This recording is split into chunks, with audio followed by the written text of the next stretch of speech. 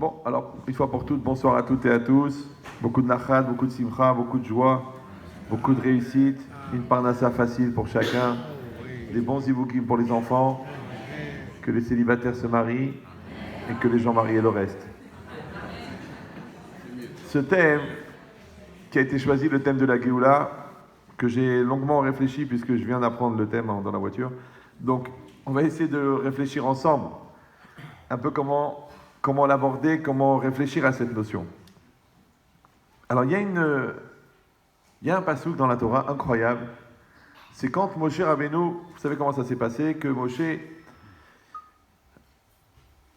il a tué un Égyptien, oui, parce qu'il a vu un Égyptien qui était en train de frapper un Juif. Il a tué l'Égyptien. Et le lendemain, il a vu deux Juifs qui étaient en train de se bagarrer. Il les a séparés. Et un des deux, il a eu cette phrase incroyable. Il a dit, est-ce que tu vas me tuer comme tu as tué l'Égyptien? Et Moshe, il a dit, Achen noda adavar. Ainsi, la chose est connue. Alors Rachid, là-bas, il explique, il dit, c'est quoi la chose est connue? C'est que Rachid, il dit que Moshe Rabbeinu se posait une question, comment ça se fait que ce peuple, il a mérité cet esclavage? Oui, 210 ans d'esclavage, c'est énorme, dans des conditions horribles, ouais, pendant des centaines d'années. Qu'est-ce qu'ils ont fait pour mériter une chose pareille? C'est une question qu'il avait Moshe Rabbeinu. Maintenant, Achen Noda Adavar, ainsi la chose est connue, il dit Rashi, maintenant qu'il a vu chez Yesh Delatorim, qu'il y a des délateurs, des gens qui parlent du Lashon Hara. Alors il dit, j'ai compris, c'est pour ça qu'ils sont restés en Égypte tellement longtemps. D'accord? Maintenant, il y a un autre séfer, un peu de chassidoute comme ça, qui explique que la galoute, elle n'a pas commencé quand les Bnei Israël sont descendus en Égypte. La galoute, elle a commencé quand Yosef, il a dit du Lashon Hara sur ses frères. Vous me suivez ou... Ça veut dire que la galoute, elle a commencé avec le Lashon Hara. Maintenant, il explique là-bas aussi que comment les Bnei Israël ont été sauvés, parce que quand Moshe Rabbeinu est venu à annoncer, tout le monde savait qu'un an après, ils allaient partir. Et pendant un an, personne n'a révélé, personne n'a parlé, aucun des Béné Israël n'a parlé pour dire aux Égyptiens, voilà ce qui va se passer. Ils ont tenu leur langue. Et comme ils ont tenu leur langue, ils ont été sauvés. Alors ils disent, la galoute, elle a commencé à cause du Lashon Hara, elle s'est terminée à cause qu'on a gardé le Lashon Hara. On a gardé la langue. Alors comment ça marche? Quel rapport maintenant? Il y a la langue, il y a tellement d'avérotes, il y a tellement de bêtises, maintenant, pitom, la langue, elle a sauvé. Alors le Maharal de Prague, il dit là-bas, sur ce Rashi de Achen Noda Adavar, il dit que Geoula i Ma'ala Pnimit Eliona. La Geoula, c'est une notion intérieure élevée. Et elle n'est shayechet, elle n'est adaptée qu'à quelqu'un qui lui-même a une intériorité. Ça veut dire. Vous pouvez arrêter le bruit, ça me dérange. Sauf si vous avez vraiment faim, mangez-le d'un seul coup. D'accord?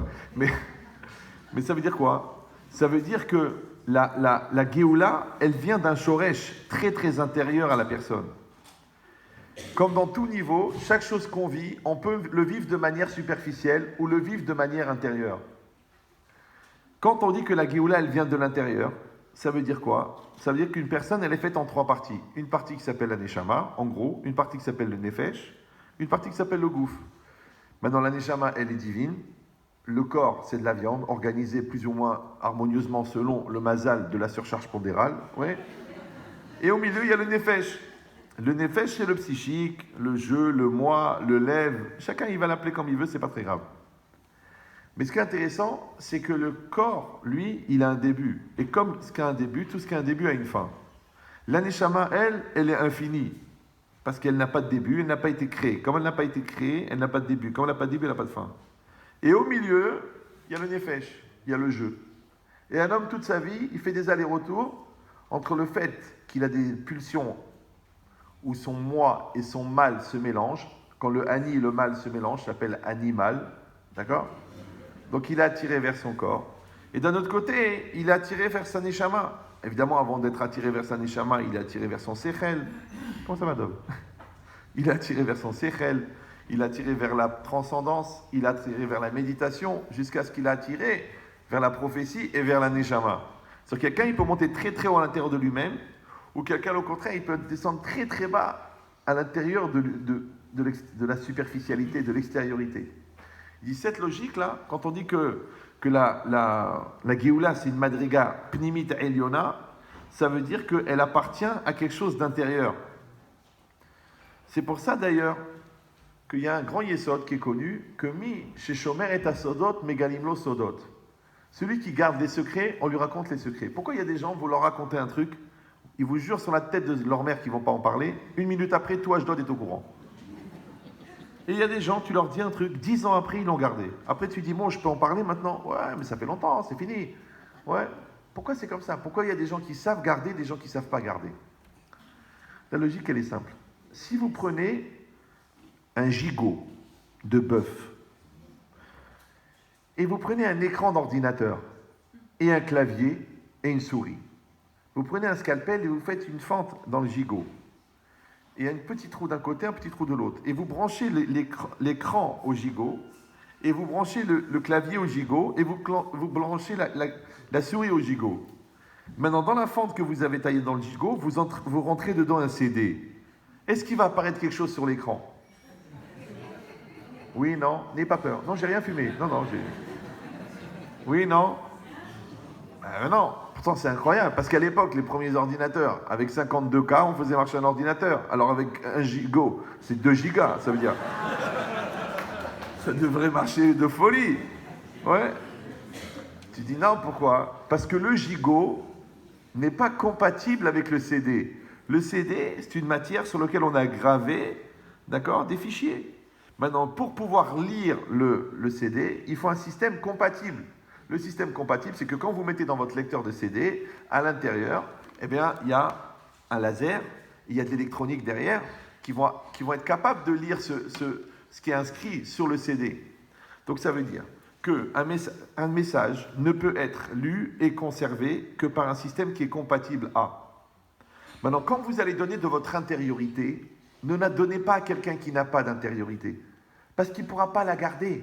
Automatiquement, il va ressortir, comme quand vous enfoncez le CD dans le gigot, il va ressortir. Maintenant, non seulement qu'il va ressortir l'intériorité quand vous la donnez à quelqu'un qui ne peut pas la contenir, mais en plus de ça, les gens qui n'ont pas d'intériorité s'intéressent à l'intériorité des autres. C'est un phénomène psychiatrique qui s'appelle Popol. Vous avez fait un peu de psychiatrie ou non? Popol, ça veut dire rien. Popol. En anglais, c'est people.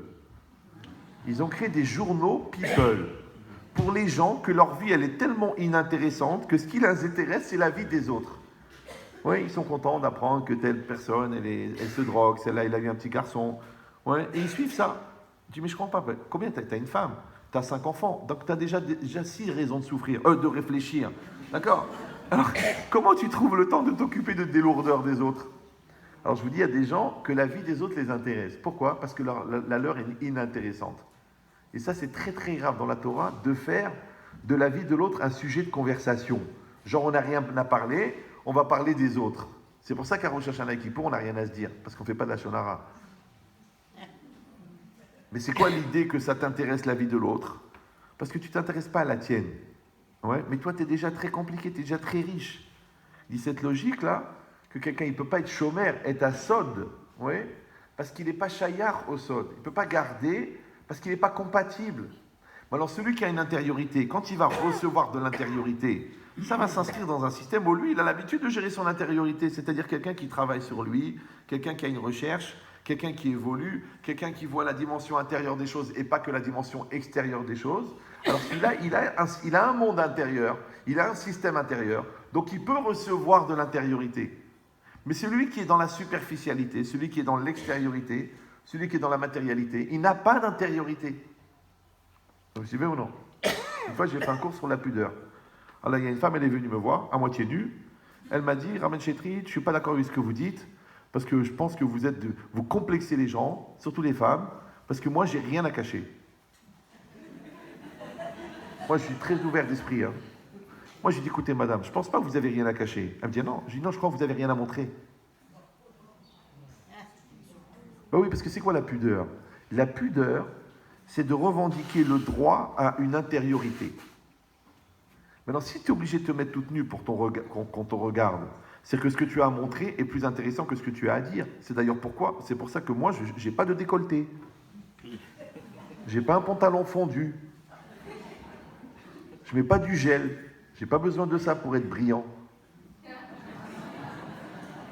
Mais je vais pas me découvrir pour que tu me regardes.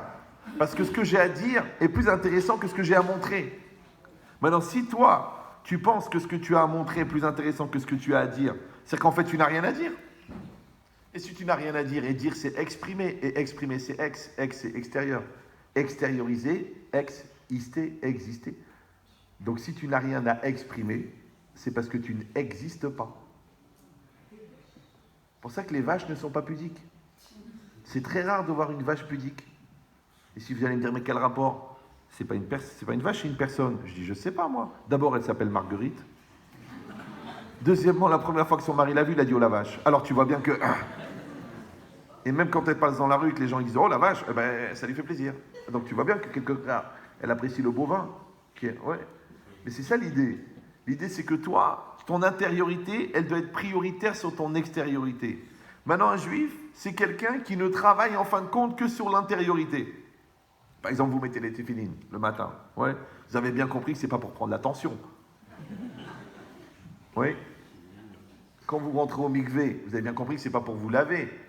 Quand vous faites Shabbat, vous avez bien compris que ce n'est pas pour aménager la fin de week-end. D'accord? Eh bien, la spiritualité des téphilines ne se voit pas. Donc, c'est une émouna que vous avez, que les téphilines vont créer dans les mondes supérieurs une influence, une hashpa'a. Quand vous faites le Birkat Amazon, vous n'êtes pas en train de dire merci. Vous êtes en train de développer des kochot de spiritualité qui vont générer une générosité matérielle dans le monde. Quand vous bougez le loulav, toutes les sources de prospérité agricole, elles vont être mises en développement grâce au mouvement positif que vous faites avec le loulav. Et tous les mauvais vents et toutes les mauvaises influences, elles sont retenues par les mouvements négatifs du loulav. Donc un juif, en fin de compte, il ne vit que dans l'invisible. On ne produit et on ne travaille que dans l'invisible. Maintenant, comment on appelle le rapport qu'on entretient avec l'invisible? La émouna. Vous me suivez ou là? Que j'avais 14 ans, j'étais aux toilettes. Je réfléchissais à une phrase très connue. Il y a un sage, il a dit « Je ne crois que ce que je vois ». Comment il s'appelait? Saint Thomas. C'est la seule fois où la Touma et la sainteté étaient ensemble. C'est très rare. Et moi, j'étais en train de réfléchir à ça. J'avais 14 ans, aux toilettes. Et ça peut aider d'ailleurs. Et je dis, mais qu'est-ce que ça veut dire? Je ne crois que ce que je vois. Regardez, je vous fais l'expérience. Ça prend 3 minutes. Vous êtes là, il y en a qui la connaissent. Je vois des anciens, des anciennes. Si quelqu'un me dit, Ria, il y a un billet de 500 € qui est accroché là. Il est derrière moi, je ne peux pas le voir. Quand je ne peux pas le voir, je ne peux que le croire. Mais si je me retourne et que je le vois, maintenant que je le vois, je ne le crois plus puisque je le vois. Donc ça ne veut rien dire je ne crois que ce que je vois, puisque dès que je vois, j'arrête de croire. 2000 ans de philosophie épiscopale. D'ailleurs, j'ai tiré la chasse. Et je me suis consacré à l'étude du chasse. Bon, mais c'est quoi cette idée? C'est qu'une personne, elle réfléchit que comment on peut te vendre une lourdeur pendant des centaines d'années? Oui, maintenant aujourd'hui, ils appellent ça le pragmatisme, la version réaliste, la version scientifique, parce qu'une chose pour être vraie, elle doit être prouvée, prouvable, démontrée, démontrable. Mais en vérité, c'est des lourdeurs. Au contraire, quelqu'un, il doit être capable de croire dans ce qui ne se voit pas. Tu crois à l'intelligence de tes enfants, oui? Tu crois à l'amour de ta belle-mère. Non, là, j'ai exagéré. D'accord? Mais tu crois. Maintenant, c'est quoi croire? Croire, c'est avoir un lien avec ce qui ne se voit pas. Oui, les Chachamim ils expliquent c'est quoi la émouna? C'est l'espace que tu crées dans ton présent pour que ton futur existe. Des fois, des couples, ils ont des problèmes, ils viennent. Bon, au Hachem, il n'y en a plus. Il en restait 2, on les a mis au musée de l'homme. Les gens, ils viennent, ils disent oui, elle est comme ça, il m'a fait ça, il m'a fait ça. J'ai écouté, vous y croyez ou vous y croyez pas? Parce que si c'est juste pour venir étaler vos saletés, vous n'avez pas besoin de moi, il y a des toilettes. Donc, on va vomir, on va s'énerver, et après on va se calmer, et après on va discuter, et après on va construire. Oui ou non? Ah, mais vous savez, je ne sais pas si j'y crois encore. Ah, si tu ne crois pas, qu'est-ce que tu viens chez moi? C'est-à-dire que si aujourd'hui tu ne crois pas à ton futur, il n'y a pas de futur. Donc le futur n'existe qu'en fonction de la place que tu lui donnes dans ton présent. Et c'est ça la émouna. Vous me suivez ou non? Maintenant tu crois à ton couple. tu crois à ton enfant et tu crois en Dieu. Maintenant, si Dieu ne fait pas partie de ton présent, comment veux-tu qu'il fasse partie de ton futur? Puisque le futur n'existe qu'en fonction de la place que tu lui as créée dans ton présent. Ça va? Maintenant, tu dis, oui, mais Dieu, je ne le vois pas. C'est vrai. C'est vrai, tu ne le vois pas. Oui. Et tu es obligé d'y croire. L'autre jour, j'ai des parents, ils viennent en Italie. Ils me disent, Rabbi Chetri, voilà, la belle-fille, elle est folle, elle est malade, elle détruit, elle nous sépare notre enfant. Je dis, écoutez, c'est peut-être une hamara, c'est possible. Mais votre fils Glenara, lui aussi, il a un très très beau niveau de lourdeur. Et Dieu, il crée des couples. Maintenant, c'est votre belle-fille, maintenant, c'est fini. Il l'a choisie. Vous avez dit, attention, elle n'est pas bien, elle est dangereuse, elle n'est pas sérieuse, il l'a choisie, il l'a choisie. Maintenant, vous êtes condamné à l'aimer. Tu dis déjà, si on la supporte, c'est pas mal. Non, non, non, non, non. Tu es condamné à l'aimer. Maintenant, c'est quoi aimer? Les gens, ils croient aimer, c'est apprécier. Comme tu aimes le chocolat, tu aimes la mère et tu aimes ta mère. Non. Aimer dans la Torah, c'est pas apprécier. C'est une erreur. Qui a été très, très, très bien vendue il y a 2000 ans par un gars de chez nous qui a mal tourné d'ailleurs. Il a fait un tube, ça s'appelait Aimez-vous les uns les autres. Ouais, sur lequel nous avons fait une croix. Aimer. Non, ça vaut pas un clou, c'est pas la peine de s'apesantir. Aimer, ça veut pas. Aimer, c'est pas apprécier. Quand la Torah a dit Ve'a Afta, ça veut pas dire tu aimeras. Parce que A'ava, c'est la même valeur numérique que Ichad. Et Ichad, c'est 1. Donc Ve'a Afta, ça veut dire tu feras 1. D'accord? Maintenant, il se trouve que les gens qui font 1, ils finissent par s'aimer. Vous me suivez ou non? Quand tu fais 1 avec ton travail, tu l'aimes. Quand tu fais 1 avec tes études, tu les aimes. Donc on finit par aimer les choses avec lesquelles on fait 1. Par contre, tu finis par haïr les choses avec lesquelles tu fais 2. C'est pour ça que A'ava, c'est Gematria Echad, et Sin'a, la haine, au niveau phonétique, ça ressemble à Shnaim. Donc quand la Torah a dit Lotisna et Tachicha, ça veut dire ne fais pas 2 avec ton prochain. Il est interdit de faire 2. Et Ve'a Afta, c'est tu feras 1 avec ton prochain. Ah, si tu dis, il y a des genres que j'aime pas, il y a des styles que j'aime pas, les Marocains, les Tunisiens, les intelligents, les brels, les gros, les maigres. Il y a un grand commentaire. Quand c'est marqué Ve'a Afta l'Era Hakamocha, il y a un commentaire très connu au Maroc qui s'appelait Debrasek. Ça veut dire, quelqu'un il dit je mets pas les téphilines parce qu'ils sont noirs. Il n'y en a pas des fuchsias, il n'y en a pas. Il y en a des ronds. Il y a une chita qui dit qu'on peut mettre des téphilines ronds. Mais il n'y en a pas des fuchsias ou là des bordeaux. Donc ils sont noirs. Et tu dis j'arrive pas. Debrasek. C'est tes parents, il faut que tu les honores. Eh ben j'arrive pas. Eh ben fais une thérapie, fais tchouva, je sais pas, fais-toi une piqûre, prends des bêta-bloquants. Mais tu vas les honorer. Debrasek. Oui? Ça veut dire cette logique-là, que quelqu'un, il accepte que la Torah, elle est bien faite.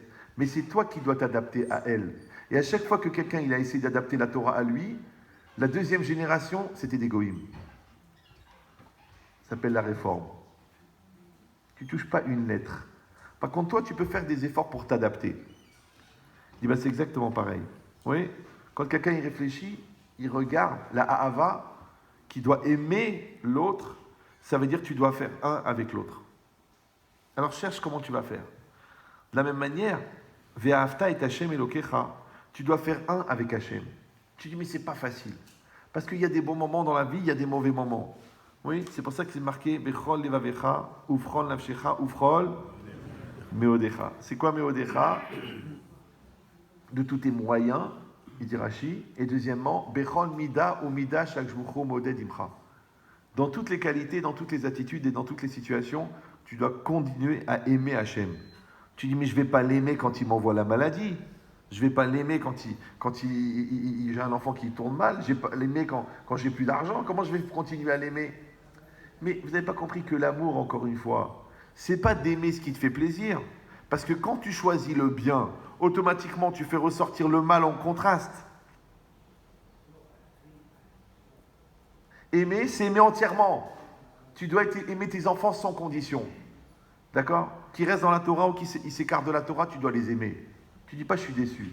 Qu'ils deviennent ingénieurs ou qu'ils deviennent pizzaiolo, tu dois les aimer. Et ta femme, c'est pareil. Tu l'as épousée à 60 kilos, maintenant elle est à 120. Tu as doublé la mise. Tu devrais être content. En plus, elle s'appelle Bracha. Ouais. Tu dois l'aimer. Les gens, ils me disent, oui, Raven Chetrit, elle a beaucoup changé. Et alors, elle a changé. Pourquoi t'as pas changé, toi? Pourquoi les cheveux, ils sont pas partis? Les pectoraux, ils sont pas devenus les abdominaux? Elle a rien dit, elle a dit, bon, c'est mon mari, je l'aimerai pour toujours. Et toi, tu dis, non, c'est pas évident. Est-ce que je suis obligé de rester avec la même si les sentiments ne sont plus là? Mais rappelle-toi, quand tu t'es marié, le maire, il est goy, ouais, et il est laïque. Et qu'est-ce qu'il a dit? Vous êtes mariés pour le meilleur et pour sa mère. Les Ashkenazim, ils l'ont compris. Ils disent, il y a le mire et le pire. Il y a le mire et le pire. Et le pire, c'est le mire. Qui c'est qui tient le pantalon? La mire. Donc la mire, c'est le pire. J'exagère. Mais si peu. D'accord? Donc ça veut dire quoi? Ça veut dire que quand tu te maries, tu sais qu'il y aura des bons moments et des mauvais moments. Tu sais qu'il y aura des kiffs et des déceptions. Vous savez, le bisou du matin avant le lavage des dents, c'est une capara. Et lui, il est là. Et toi, tu dis, je vais mourir. Prends sur toi. Va te laver les dents, c'est kavod abériot. Le soir du mikvé, va prendre une douche. Ah, j'ai des besoins. C'est un kavod. Donc ça veut dire que la personne, elle comprend qu'en vérité, aimer, c'est le bon côté, le mauvais côté. Ah, je sais ce qu'un malin, il va venir, il va lever la main, il va dire, ah, et akaratatov. Reconnaître le bien, c'est voir le bien. Vous me suivez ou non? Encore une fois, c'est une erreur. Parce que les gens, ils n'étudient pas assez la Torah. Ouais. Tov dans la Torah, ça ne veut pas dire bien. Non, ça c'est à l'ulpan. Dans la Torah, Tov, ça veut dire complet. Adam Tov, c'est Adam Shalem. Oui, Mazal Tov, ça veut dire un Mazal complet. Quand l'homme il rencontre la femme, le Mazal est complet. Quand la femme rencontre l'homme, le Mazal est complet. C'est pour ça qu'on dit Mazal Tov. Par contre, quand l'homme n'a pas rencontré son Mazal ou que la femme n'a pas rencontré le Mazal, on dit Mazal Maja. D'accord? Il y a des redoublants. D'accord? Mais ça veut dire quoi? Ça veut dire que Tov, ça veut dire complet. Maintenant, si Tov, ça veut dire complet, donc Akarata Tov, ça veut dire de reconnaître le tout. Parce que, attention à toi, parce que quand tu regardes le Tov, le mal, il sort en relief. Ça s'appelle le contraste.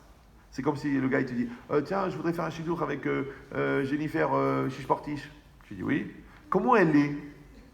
Si tu lui dis elle a des beaux yeux, ça veut dire que le reste est...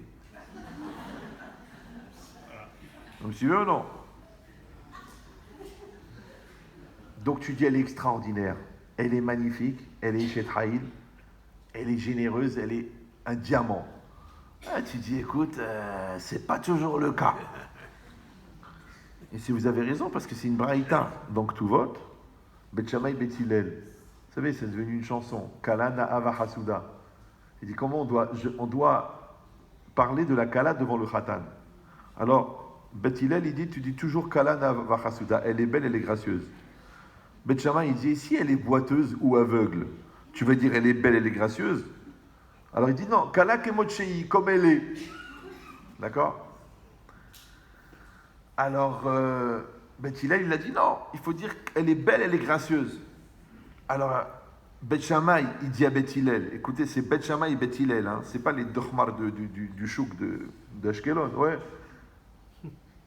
Il a dit, dis-moi, mais je comprends pas, c'est marqué dans la Torah, Midvar Sheker Tirchak, éloigne-toi de la parole mensongère, et toi tu vas dire qu'elle est belle alors qu'elle ne l'est pas. Il répond, ouais, elle est belle, les aînés ba'aléa, elle est belle aux yeux de son mari. Si lui, il la trouve belle, c'est bien pour lui. Qu'est-ce qu'on a besoin qu'elle soit belle aux yeux de tout le monde?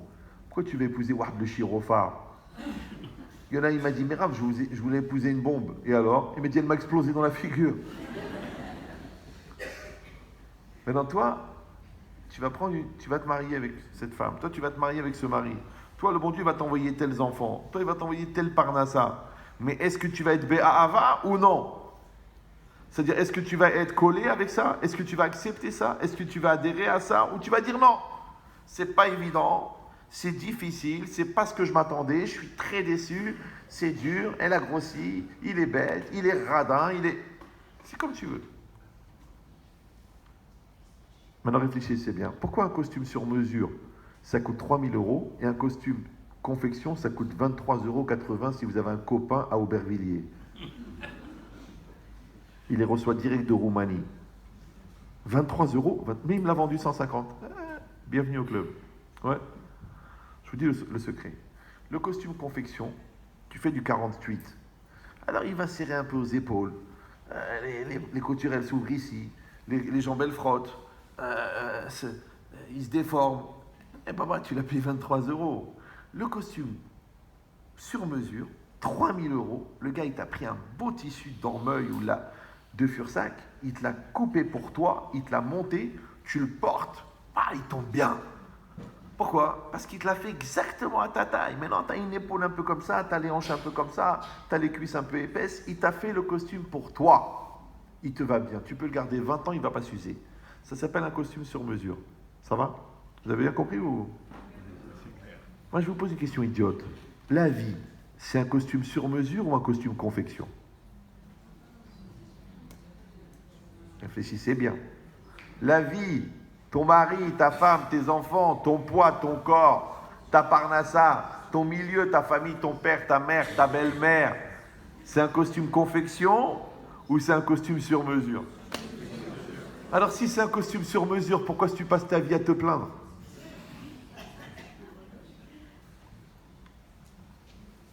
Vous me suivez ou non? Parce que nous, on pense qu'il est sur mesure, mais dans la vie, on n'accepte pas qu'il est sur mesure. Et c'est ça le défaut majeur d'une femme, c'est quoi? C'est qu'elle te ressemble. Une fois, une femme, elle m'a dit, moi, mon mari, je l'ai rendu comme une serpillière. Je dis, c'est normal, madame, vous êtes raide comme un balai. Ça fait un couple. Il m'a dit, Rav Ben Chetrit, qu'est-ce que j'ai fait au bon Dieu? Tous mes enfants, ils sont hmar. Je dis, qu'est-ce que je te dis? Le professeur Wallo, il a dit, les pommiers font des pommes, les poiriers font des poires, et les hmariers, ils font des hmar. Alors, si tu veux pas des enfants hmar, évolue, grandis, travaille. Mais les gens, ils veulent pas. Non, à quoi ça sert? C'est ta faute. De toute façon, vous la connaissez pas. Elle est folle. Alors, comme tu veux, papa. C'est comme tu veux.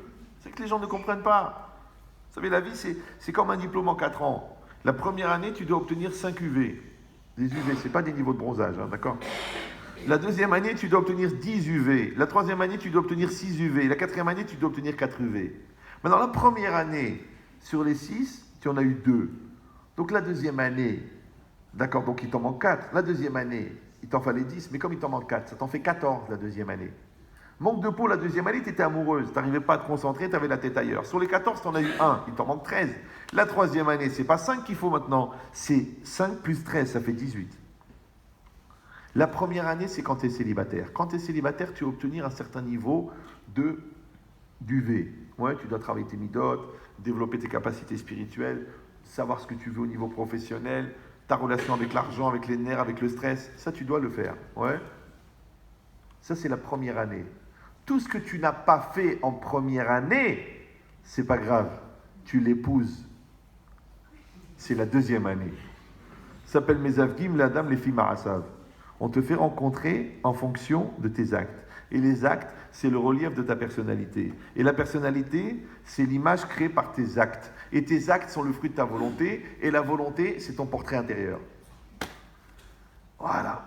C'est QFD, ce que fait Dieu. Donc le malin, il travaille ses midotes quand il est célibataire. Sinon, il va être obligé maintenant de faire son couple, plus son travail personnel. Moi, je vous dis, donc, moi, de ma petite expérience de quelques dizaines de milliers de couples, ouais, j'ai rarement vu des couples qui ont des problèmes de couple. Les 3/4, c'est des problèmes personnels qui dégénèrent en couple. Pourquoi? Parce que l'intérêt d'être deux, c'est qu'on peut accuser l'autre. Mais si tu crois en Dieu, ouais, elle est pour toi et toi, tu es pour elle. Maintenant, toi, tu as des épreuves à côté d'elle et elle a des épreuves à côté de toi. Mais si tu continues à penser que tous tes problèmes viennent de l'autre, il y a une vraie question. C'est qu'est-ce que tu fais dans la situation puisque tu n'as rien à voir. En français, on appelle ça se sentir concerné. Mais en un seul mot. Et quand c'est mal vécu, c'est en 2 mots. Parce que tu te sens cerné, tu te sens agressé, Tu te sens remis en cause. Mais c'est ça la vie. Moi, j'ai des enfants. Chaque enfant, je me reconnais dedans. Je ne vais pas dire il est bête comme ma femme et beau comme moi. Même les petits-enfants, tu te reconnais dedans. Même tes élèves, ils te ressemblent. Même tes rabbinim, ils te ressemblent. Parce que je me remets avec Zivougi, Hachem, il crée des couples. Maintenant, toute la réalité, elle te ressemble. Parce que qu'est-ce que tu fais dans une situation si elle ne te concerne pas? Donc, ça veut dire qu'elle est adaptée à toi. Donc, la vraie question, c'est pas est-ce que la vie, elle est adaptée à moi? La vraie question, c'est est-ce que moi, je suis adapté à la vie? Maintenant, la capacité d'accepter une réalité, elle vient du fait que tu comprennes qu'elle est adaptée à toi. Et on a dit que c'est quoi l'aïmouna? L'aïmouna, c'est d'accepter que la réalité qui est en face de moi est adaptée à moi. Donc tant que je vais me battre à dire je me suis marié trop vite, il m'a fait le coup de la panne, oui, mes parents ont arrangé le mariage, j'étais pas bien à l'époque. S'il y a des enfants qui sont nés, si tu es passé sur la choupa, comme disait Confucius, Kolwardo Mazelo. Si vous parlez le mandarin, c'est un roman mandarin qui est très très répandu en France. Comme dit Marine, il ne faut pas se voiler la face. Donc c'est quoi l'idée maintenant? Vous avez compris que la Emouna, c'est d'accepter que la réalité qui est en face de moi, elle est adaptée à moi. Mais on a du mal. On a du mal. C'est pour ça que les gens, des fois, ils posent des questions, et moi, je leur réponds comme un brel. Ouais. Et qu'est-ce qu'ils me disent les gens? Oui, mais c'est pas évident. Mais Yahmar, si c'était évident, tu n'aurais pas eu de question. J'arrive. D'accord? Parce que avoir une question, c'est être interpellé. Répondre à la question, c'est changer. Donc ce qui est dur en vérité, c'est de grandir. Et grandir, c'est quoi? C'est choisir. Et les gens, ils ne veulent pas grandir. Ils veulent que le monde entier change. Ils veulent que le monde entier s'améliore. Mais eux, ils ne veulent pas changer. Parce qu'eux, ils sont parfaits. Eux, ils sont extraordinaires. Eux, ils sont des tzadikim cachés. Vous savez qu'il y a les tzadikim nistarim, ce sont des tzadikim qu'on ne les connaît pas. Mais il y a des tzadikim, même Dieu ne les connaît pas, ça s'appelle des laïsterim.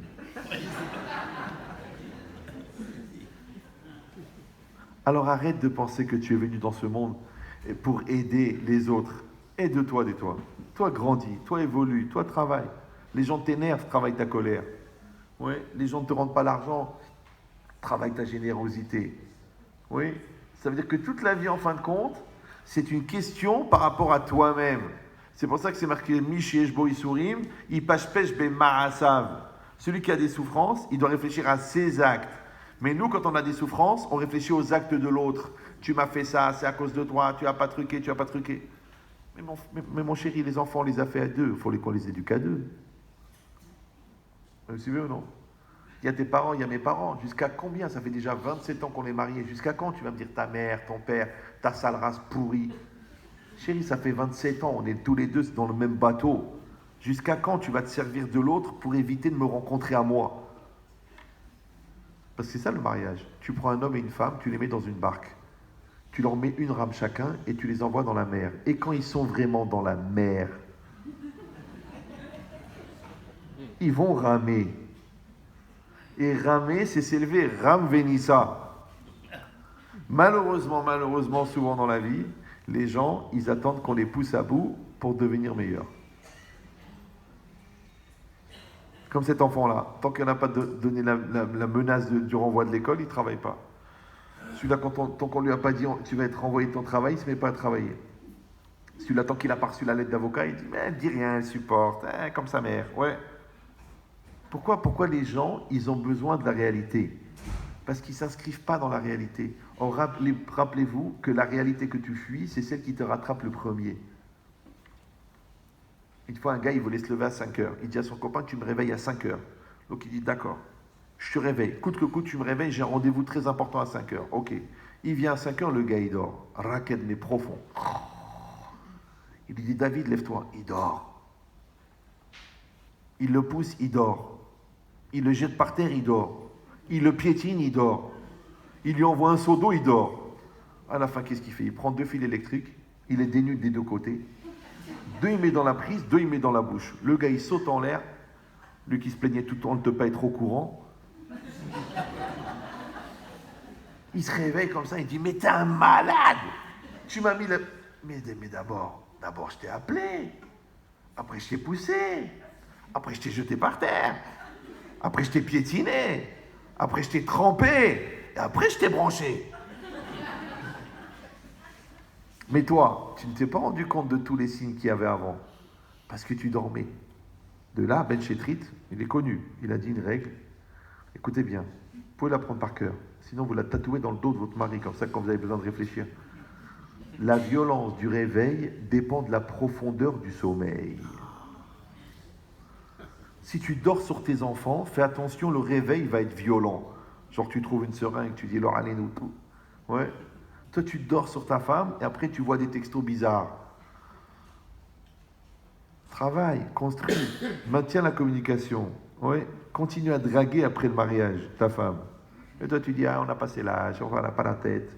Eh bien, un jour, tu trouves un texto bizarre. Toi qui regardes jamais les téléphones de ton mari, je sais pas ce qu'il t'a pris, tu as regardé dans les messages. Le dernier, il n'a pas effacé. C'était marqué, je t'embrasse partout, merci pour cette nuit merveilleuse, Katrina. Toi, tu t'appelles Freha. Tu sais que c'est toi qui l'as pas écrit. C'est pas toi qui l'as écrit, tu t'appelles Freha. Tu vas voir ton mari, tu lui dis, mais c'est qui cette Katrina? Lui, il est pris au dépourvu et il te dit, c'est une catastrophe qui a détruit la moitié de la Louisiane. Oui. Un ouragan. Maintenant, il y a deux problèmes. Pourquoi il y a ce mot dans le téléphone? Premier problème. Deuxième problème. Pourquoi tu l'as trouvé maintenant? C'est comme les gens qui se font attraper en flagrant délit d'horreur. Ils me disent, Rabbi Chetrit, appelez ma femme, c'est la femme de ma vie, c'est la mère de mes enfants, c'est mon pilier, c'est ma joie, c'est mon bonheur. Je dis, je comprends pas, tu l'as trompé depuis 6 ans. Maintenant que tu t'es fait attraper, d'un seul coup, tu te rends compte de ce que tu fais. Quoi, tu étais dans le coma pendant 6 ans? Alors je vous dis le secret, ouais. Quand tu es occupé à faire des compliments, tu ne peux pas voir les défauts. Quand tu es occupé à construire ton couple, tu ne peux pas le laisser dégénérer. Quand tu es occupé à éduquer tes enfants, ils ne peuvent pas mal tourner puisque tu es avec eux. Oui. Et bien quand tu es occupé à attendre le Mashiach, il va venir.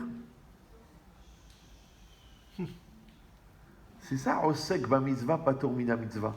C'est quoi Rosek? Rosek, c'est pas un niveau de sécheresse. Rosek, c'est occupé. Et la Gemara là-bas, dans Brachot, Daf Yud Bet, et dans Souka Daf Kaf E, elle explique très bien. Il y a 3 niveaux. Il y a Rosek beyadaim, dans l'acte, tu es en train d'écrire la mezouza. Rosek be'alicha, tu es en train d'aller, tu es en train d'aller pour faire la mitzvah, ça s'appelle déjà Osek ba mitzvah. Et Osek be'machashava. D'accord? Que quand tu as taroud, tu es préoccupé, ça s'appelle préoccupé, occupé c'est Rosek, et préoccupé, alors tu t'appelles aussi que tu es dans la mitzvah. C'est-à-dire qu'un homme, toute sa vie, peut être dans la mitzvah. Il est en train de faire la mitzvah, il est en train d'aller vers la mitzvah, ou il est déjà dans la pensée de la mitzvah. Donc il est tout le temps dans la mitzvah. Maintenant, d'être tout le temps dans la mitzvah, ça s'appelle Rosek ma mitzvah. Et c'est marqué Rosek ma mitzvah patour mina mitzvah.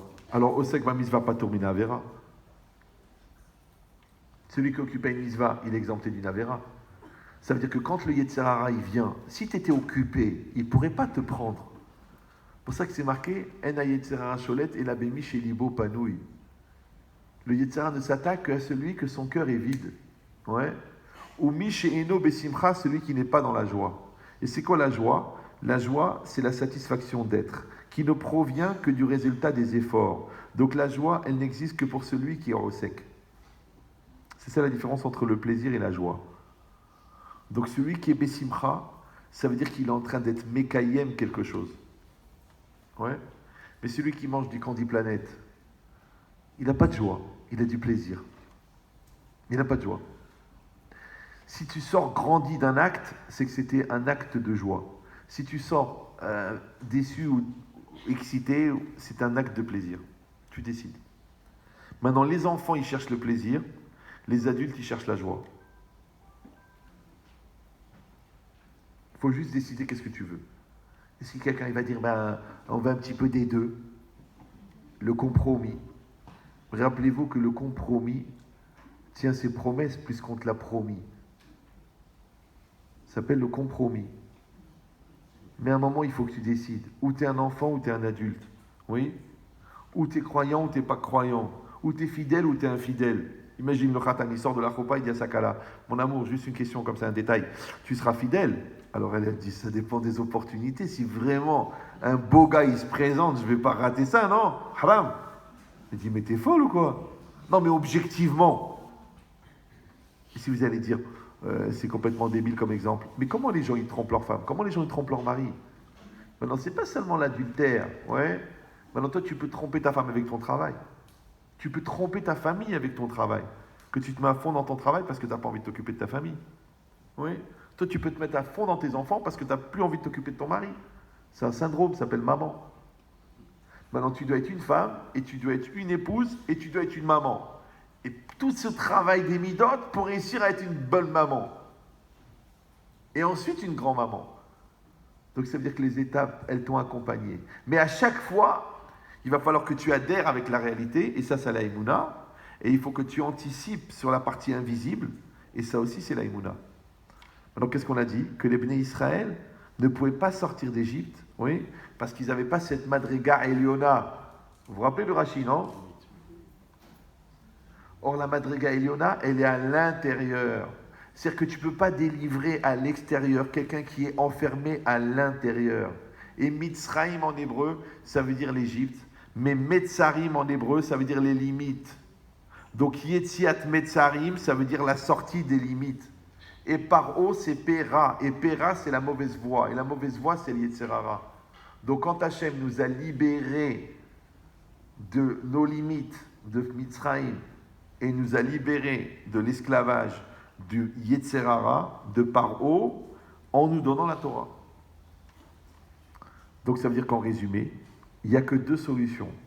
Ou tu vas être un serviteur de Dieu, ou tu vas être un serviteur du Yetzerara. Maintenant, le Yetzerara, il peut t'emmener faire des avérotes, ouais. Il peut te faire transgresser Shabbat, il peut te faire manger taref, ouais. Mais il peut faire quelque chose de plus vicieux. C'est que vous savez que le Yetzerara lui-même ne fait jamais fauter. Vous êtes au courant? Il va te créer les mauvaises qualités qui vont t'amener à fauter. Par exemple, le Yetzerara, il t'habitue à la négligence. Et toi, tu rates le Kriyat Shema. Le Yetzerara, il t'enlève la capacité de voir les priorités. Et donc, tu restes très très tard à regarder des vidéos et le lendemain, tu ne te réveilles pas. Le Yetzerara, il te fait la prise de tête. Et donc, tu n'arrives pas à te concentrer dans la prière. Mais lui, il ne t'a pas empêché de te concentrer. Vous suivez ou non? Il ne t'a pas mis la vera de ne pas te concentrer. Mais il t'a mis la mauvaise mida de ne pas savoir te concentrer. C'est pour ça que le Raphaël Vital, il dit que toutes les avérotes, elles viennent des mauvaises midotes, et toutes les misvot, elles viennent des bonnes midotes. C'est ça, Derech Eretz Kadma la Torah. Derech Eretz, c'est pas la politesse. Derech Eretz, le chemin de la terre, c'est la manière de te déplacer dans la hiérarchie des priorités entre ce qui est au-dessus de toi, ce qui est en dessous de toi, ce qui est devant toi, ce qui est derrière toi, et ce qui est à côté de toi et de l'autre côté de toi. C'est ça, Derech Eretz. Maintenant, si quelqu'un n'a pas la silhouette psychologique des bonnes midotes, alors il ne peut pas recevoir la Torah, parce que Derech Eretz Kadma la Torah. Vous me suivez ou non? C'est comme si tu ne peux pas écrire un livre si tu n'as pas la main. Tu dis, mais j'ai le stylo. Donc les tefilines, c'est le stylo, et la main, c'est le Derech Eretz. Donc si tu n'as pas construit ta personne, qui c'est qui va écrire le livre? Donc les tefilines, ils vont augmenter tes capacités. Le talit, il va t'amener une lumière. Mais le talit, il faut que tu le mettes sur quelqu'un. Mais si quand tu le mets sur quelqu'un, ce quelqu'un n'existe pas, donc il n'y a personne. Donc il est sur qui le talit? C'est pour ça qu'en français, le mot personne et le mot personne ont deux sens différents. Maintenant, pourquoi le mot personne, de l'importance de la personne et du respect de la personne, il veut dire aussi personne? Maintenant, moi, je te pose une question idiote. Si toi, comment tu peux exiger le respect qui est dû à la personne, puisque toi-même, tu sais que tu es personne? Mais tu dis, comment on fait pour être personne?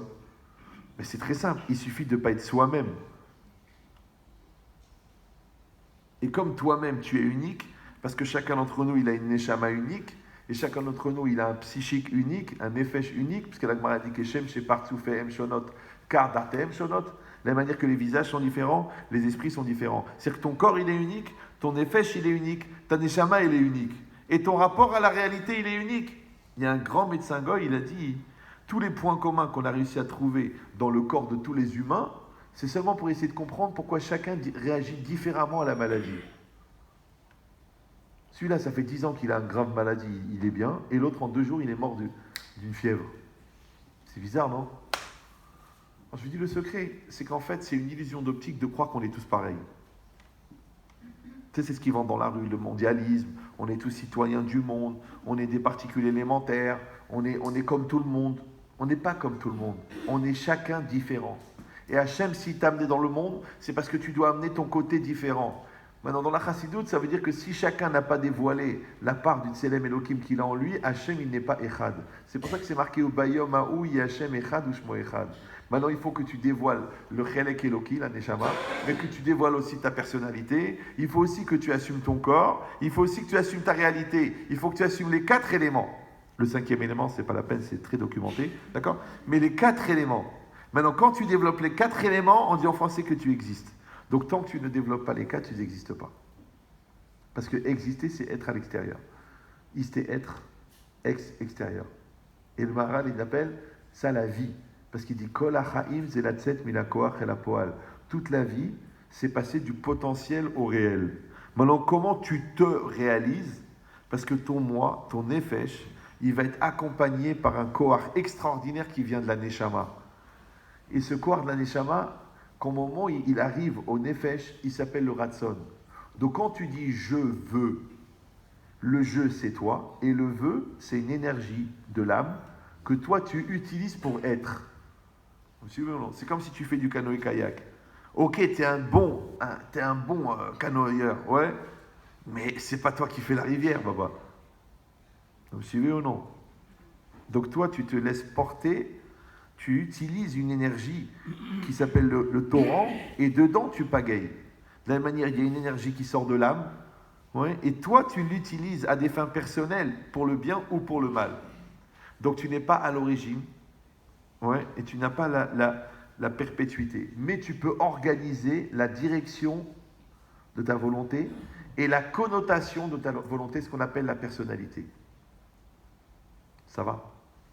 Maintenant, puisque l'énergie vient de l'âme, et que cette énergie-là, c'est elle qui forme le Ratson, pour ça qu'on dit à Ratson Novean Me Aneshama. Donc celui que son Ratson intérieur n'arrive pas à l'extérieur, il n'existe pas. Pour ça que c'est marqué Retson Ireav Yarase, la volonté de ceux qui le craignent. Pour ça que c'est marqué En Davar Omed Bifne Ratson. Il n'y a rien qui tient devant la volonté. Maintenant, c'est quoi cette volonté? C'est cette énergie qui vient de l'âme. Mais le problème, c'est que quand l'énergie, elle sort de la Neshama, elle arrive dans le Nefesh, là-bas, il y a le Yetzerara. Et qu'est-ce qu'il propose, le Yetzerara? Donne-moi cette énergie et écoute-moi. Donc, c'est quoi un rachat? C'est quelqu'un qui a refusé d'utiliser l'énergie qu'on lui a donnée et qui l'a redonnée entre les mains de quelqu'un qui n'est pas lui-même. La preuve, c'est que quand il fait une bêtise, il dit « Je ne suis pas moi-même ». Je n'étais pas moi-même. C'était plus fort que moi. Ça n'est pas ce que je voulais dire. Mon acte a dépassé ma pensée. J'étais pris par mes pulsions. Mais ça veut dire que tu ne sais pas toi. Maintenant, je vous rappelle qu'un mort, on peut le prendre, le déplacer, lui mettre une banane dans la bouche, lui mettre un bandana. On fait ce qu'on veut avec un mort puisqu'il est mort. Vous me suivez ou non? Maintenant, le rachat. Rechaim bechayem nikraim metim. Les Réchaïm de leur vivant sont appelés morts. Donc c'est quoi la mort? La mort, c'est pas de mourir.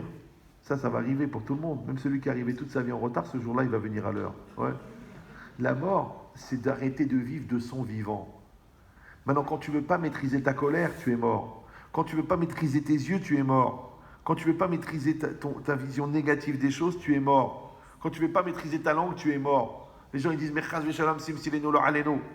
Mais t'as pas compris encore. On ne parle pas de mort maintenant, ils ont peur de mourir les gens. Mais non, la peur de la mort, c'est pour utiliser la vie. Moi par exemple, je parle beaucoup de la mort, mais j'adore la vie. Mais les gens qui ont conscience de la mort, ils profitent de la vie.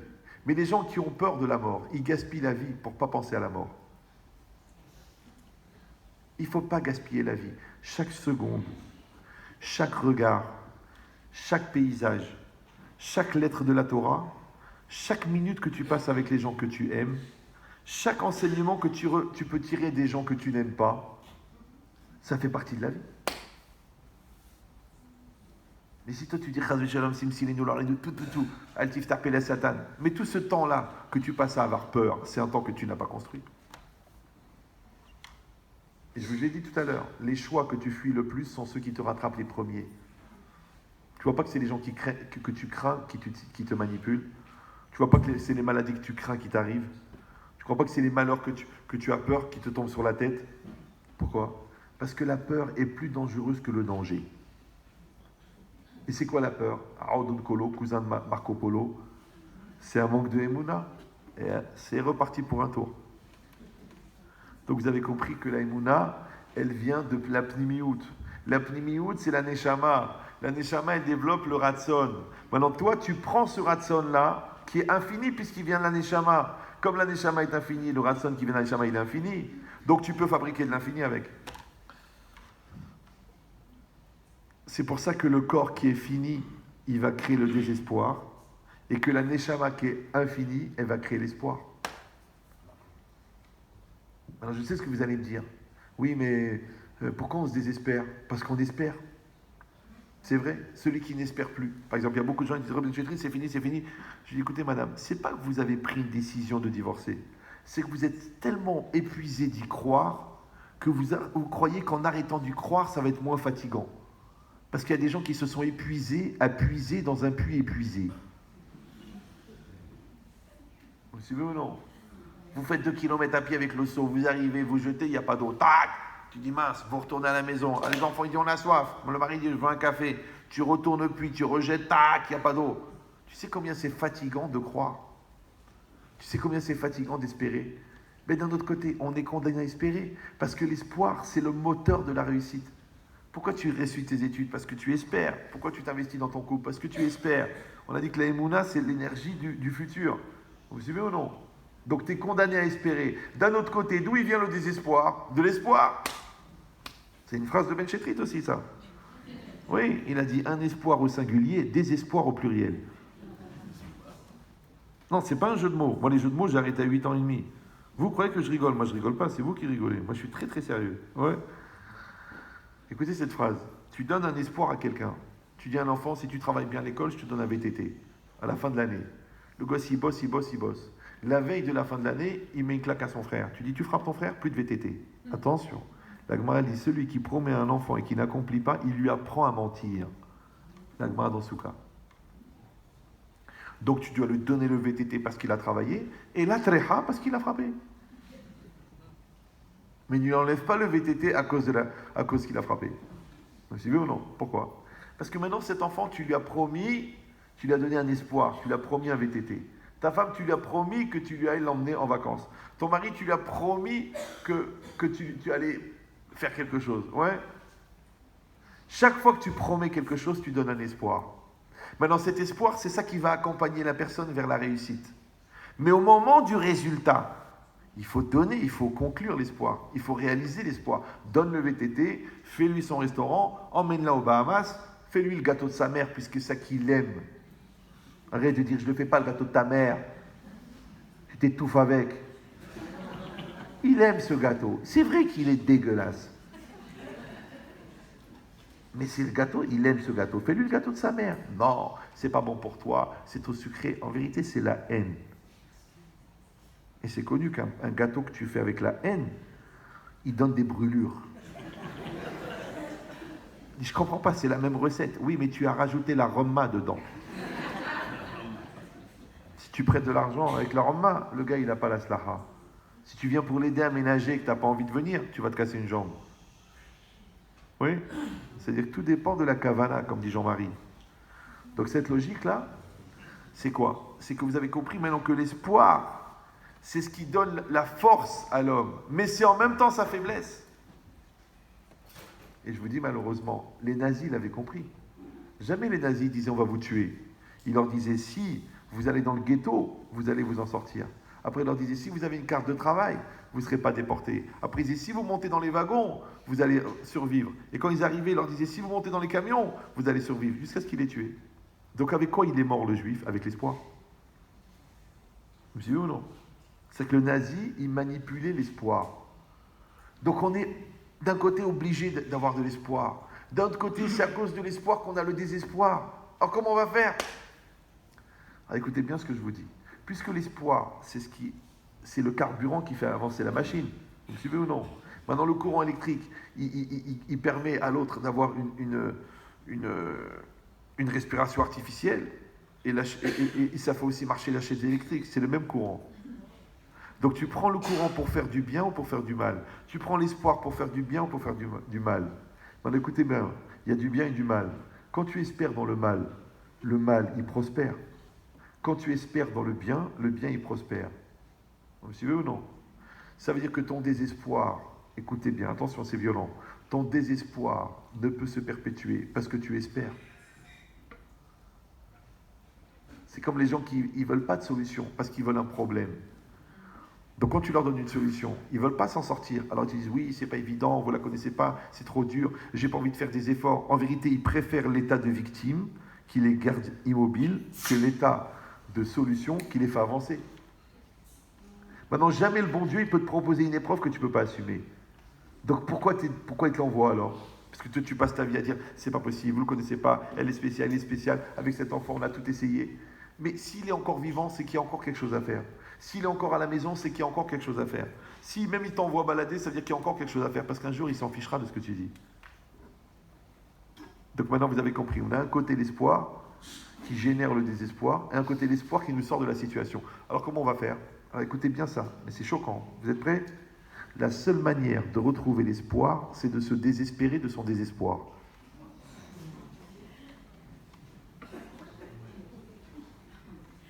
Vous me suivez ou non? C'est qu'il faut que tu arrêtes d'espérer dans ce qui te désespère. Or, on a dit que l'espoir, il vient de l'Neshama, il ne vient pas du corps.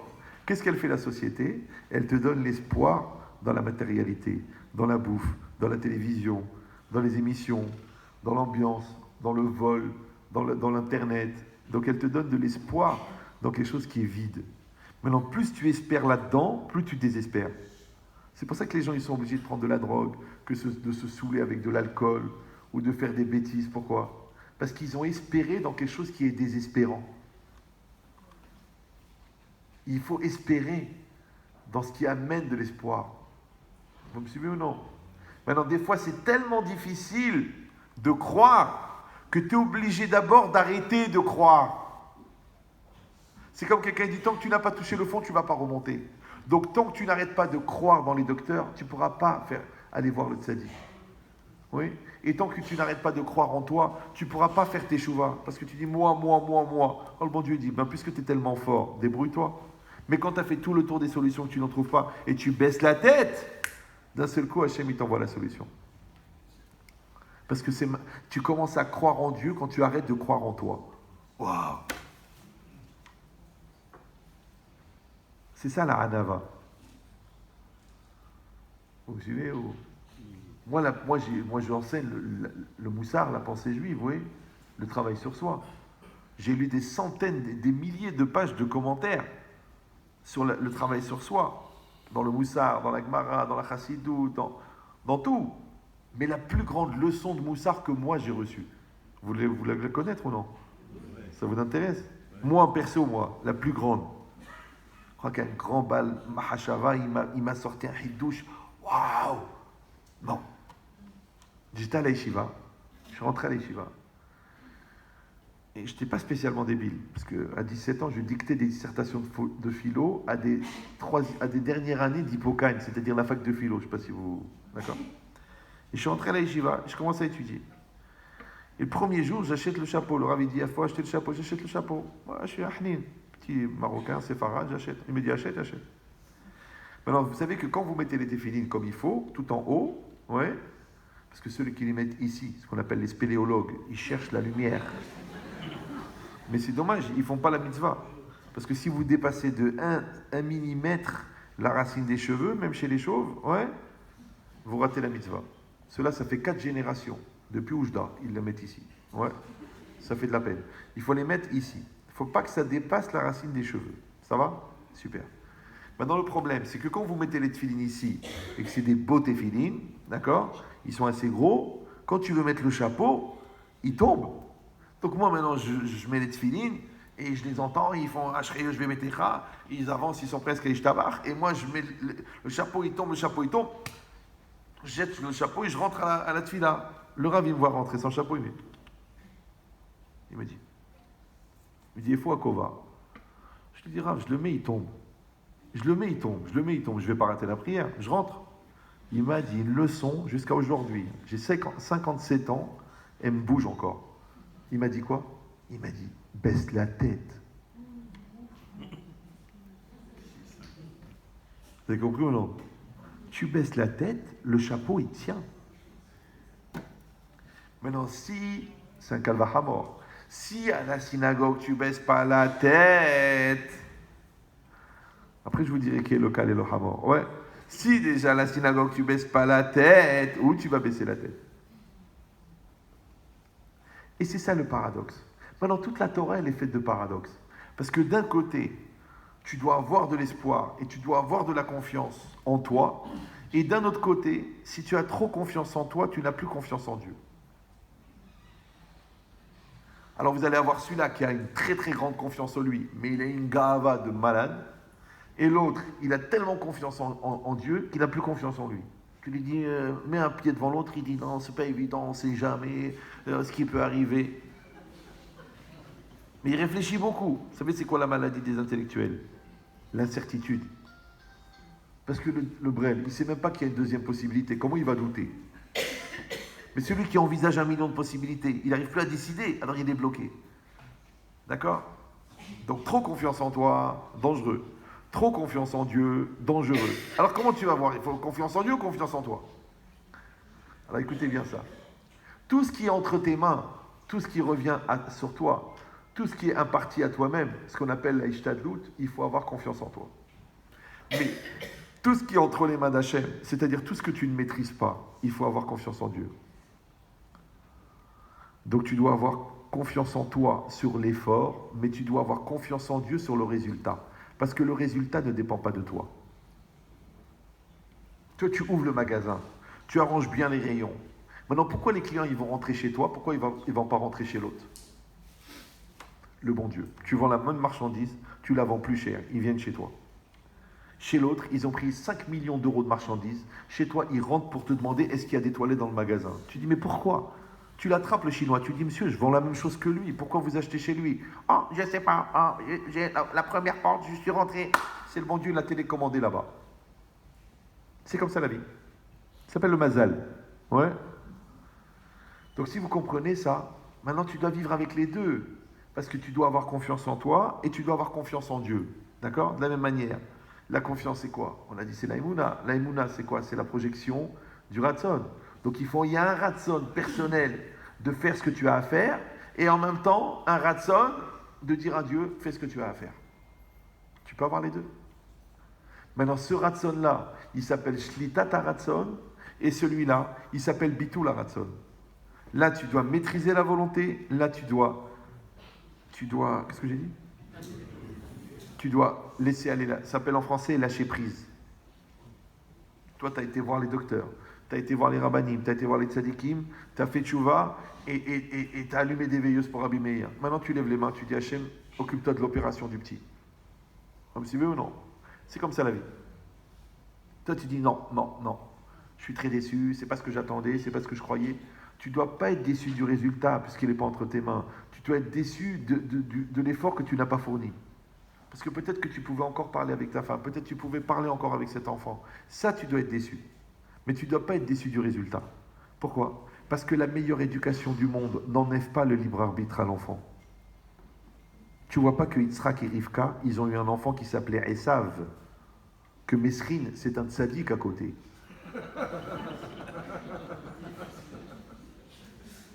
Mesrine, pas Mesquine, Mesrine, un tueur. Ouais. Maintenant, est-ce que tu as vu que Yitzhak et Rivka, ils sont énervés, ils sont plaints, ils ont foutu Esav dehors? C'est très bizarre. Qui c'est qui est parti de la maison? C'est Yaakov. Qui c'est qui est resté à la maison? Esav. Imagine tous les jours, le Gadolador, le grand de la génération, il se lève et il voit son fils, le voyou, il est là. Tous les jours. Bonjour papa, bonjour papa. Où tu vas mon fils? Je vais violer, je vais chercher de l'eau.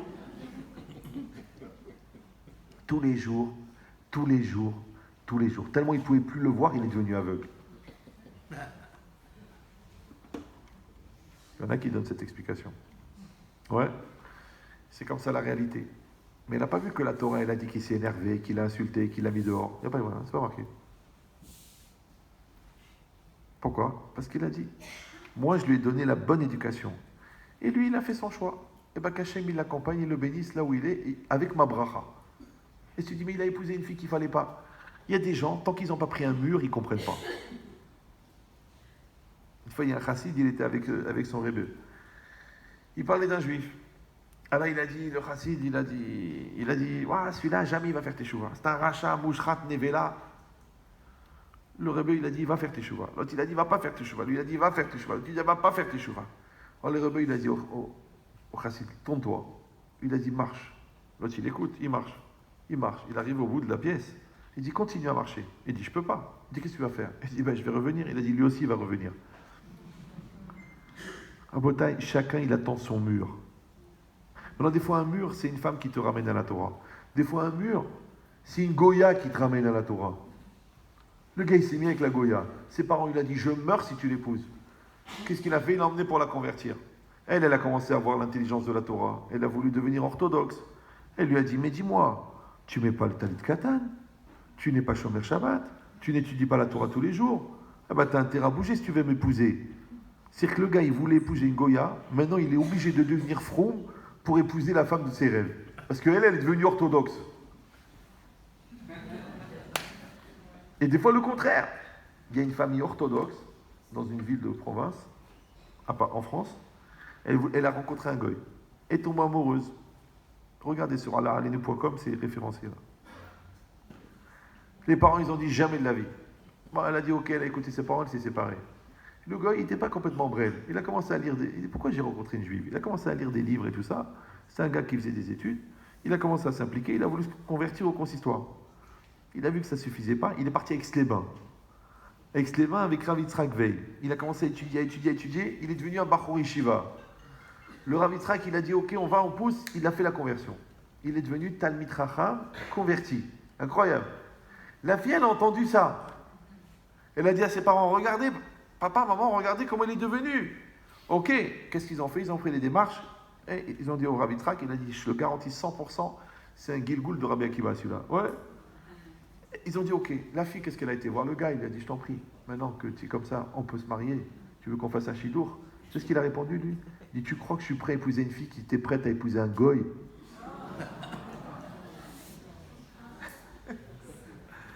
Ça, c'est l'humour de Dieu. C'est marrant, mais tout le monde ne rigole pas. Vous avez compris ou non? C'est que des fois, ouais, ce que tu croyais être le mal, c'est ce qui t'a ramené. Moi, j'ai des gens, je te dis, des gens que j'ai connus, que les parents m'ont dit, je t'en prie, j'ai parlé, j'ai truqué, j'ai essayé de décourager, il n'y avait rien à faire. Et la fille bretonne de père et de mère, ouais, elle a laissé tomber son travail, elle est venue dans une institution en Israël, elle a fait 6 ou 7 mois à plein temps. Elle a fait une conversion chez Rav Nissim Karelitz. Ils sont mariés là-bas. Maintenant, tu la vois, la fille, en train de prier pour Am Israël au Kotel, avec 6 enfants, des tzadikim. Tu ne peux pas t'imaginer qu'elle est née en Bretagne, c'est impossible. Et l'autre, la feuille, laisse-moi tranquille avec ta Torah, laisse-moi vivre, toute nue comme ça, avec les lunettes noires.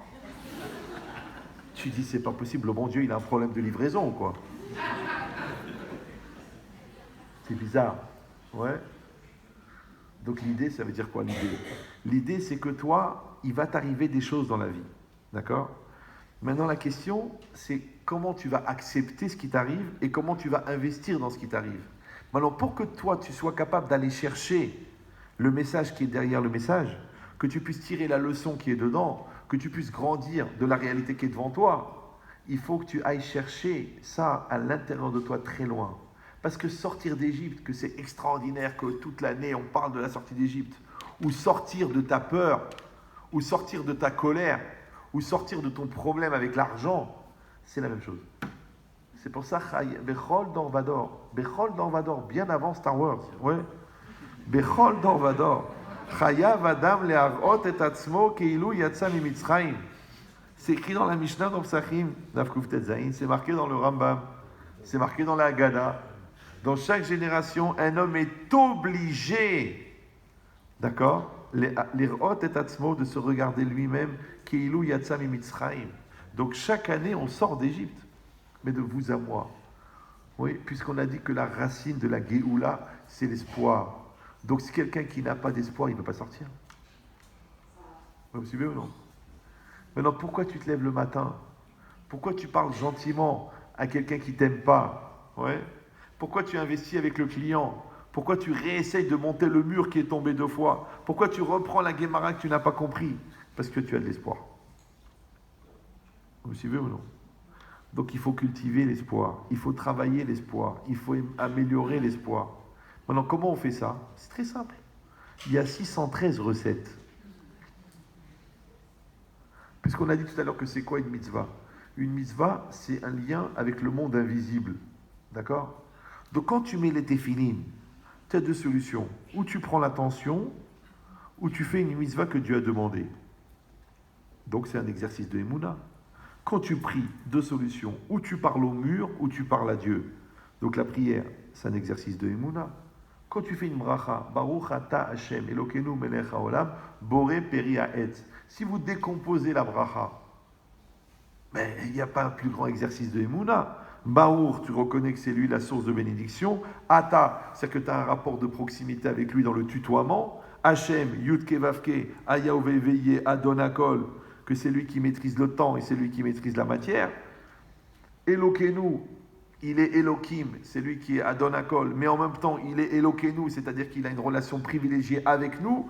Donc, comme il est engagé envers nous, nous, on est engagé envers lui. Melech HaOlam, c'est pas la peine de regarder les actualités, puisque c'est lui qui crée le monde, c'est lui qui gère le monde, il est Melech HaOlam. Boré, que tu reconnais qu'il a créé à partir de rien, et non pas que les choses sont venues par hasard. Péri, le fruit, arrête de l'arbre. C'est-à-dire que ta bracha pour manger une pomme, c'est une conférence sur la Emouna. Si en plus il faut faire 100 brachot par jour, mais attends, mais tu vas devenir un maître conférencier, toi. Vous me suivez ou non? Et la vie, c'est pareil. Tu rentres à la maison. Il y avait un grand sadique, à chaque fois qu'il était avec ses élèves, c'était un grand Rosh Yeshiva. Et quand il se préparait à rentrer à la maison, après qu'il a donné shiur à 1500 élèves, avant de rentrer, devant la porte, il a rangé sa cravate, il arrange sa veste. Les élèves, ils lui ont dit, Rav, pourquoi vous vous arrangez? Il a dit, j'ai rendez-vous avec la Shekhinah. Avec sa femme. Un petit peu ou non? Maintenant, toi, tu as la émouna que ta femme, c'est ta femme? Les gens, ils disent, bien sûr, écoute, on est mariés, qu'est-ce que je te dise? Tu as la émouna que ta femme, c'est ta femme? Tu as la émouna que ta femme, c'est la moitié de ta neshama? Que pour l'éternité, tu vas manger la même dafina? Où tu dis, non, tu sais, on est là pour un certain temps, on a fait un bout de chemin ensemble. Mais t'es malade ou quoi? C'est la moitié de ta neshama. Vous savez que les enfants et les parents n'ont pas la même neshama. Les élèves et les rabbanim n'ont pas la même neshama. Les voisins n'ont pas la même neshama. Mais l'homme et la femme, c'est la même neshama. Vous êtes au courant, ça, non? Oui? Et ouais, sortez un petit peu, toujours la yeshiva, la yeshiva. Ouvrez vos yeux. Orthodoxe. Ça veut dire étudier la Torah, apprenez. Vous savez qu'à partir d'un certain niveau d'ignorance, il faut envisager la conversion. Mais c'est vrai, tu vois un goy, en 2 ans, il fait un Mishnah Brora, et toi, en 55 ans, tu ne sais toujours pas qu'est-ce que ça veut dire ouvrir tes Chabaderer dans le Kriyat Shema. Bon, il faut envisager la conversion. Tu vas chez le rabbin, tu dis bonjour, je m'appelle Mathieu. Est-ce que je peux avoir le programme des conversions? Il va te donner toute une série de livres à lire. Après, il va t'interroger chaque semaine. Et au bout de 2 ans, il te dit, écoute Mathieu, tu es prêt. Alors viens, si tu veux, on va aller couper court à la discussion. Tu dis, c'est pas la peine, on me l'a déjà mis là. D'accord? En fait, je m'appelle Mordechai. Alors pourquoi tu as fait le programme des conversions? Parce que j'avais un copain, il s'appelait Mathieu. Il venait de là-bas de la Picardie ou de la Corrèze. En 2 ans, il est devenu Chacham. Alors pourquoi je vais rester un ignorant toute ma vie, moi? Viens, je me convertis.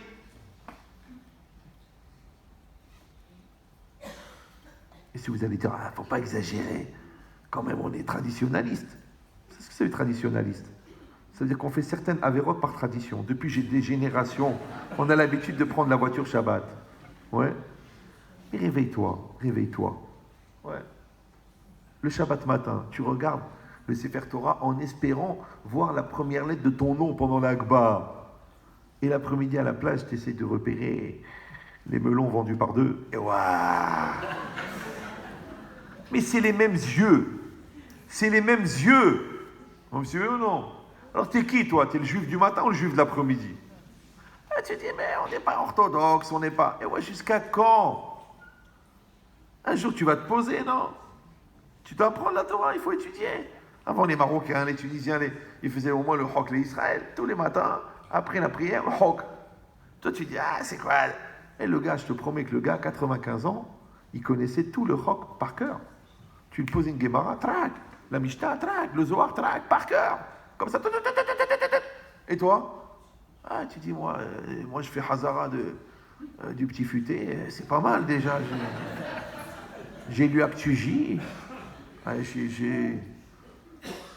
C'est pas évident. Ou alors quand j'ai l'angoisse, je prends Télérama. D'accord? Non. C'est marqué Kedushim, Tiyu, soyez saints.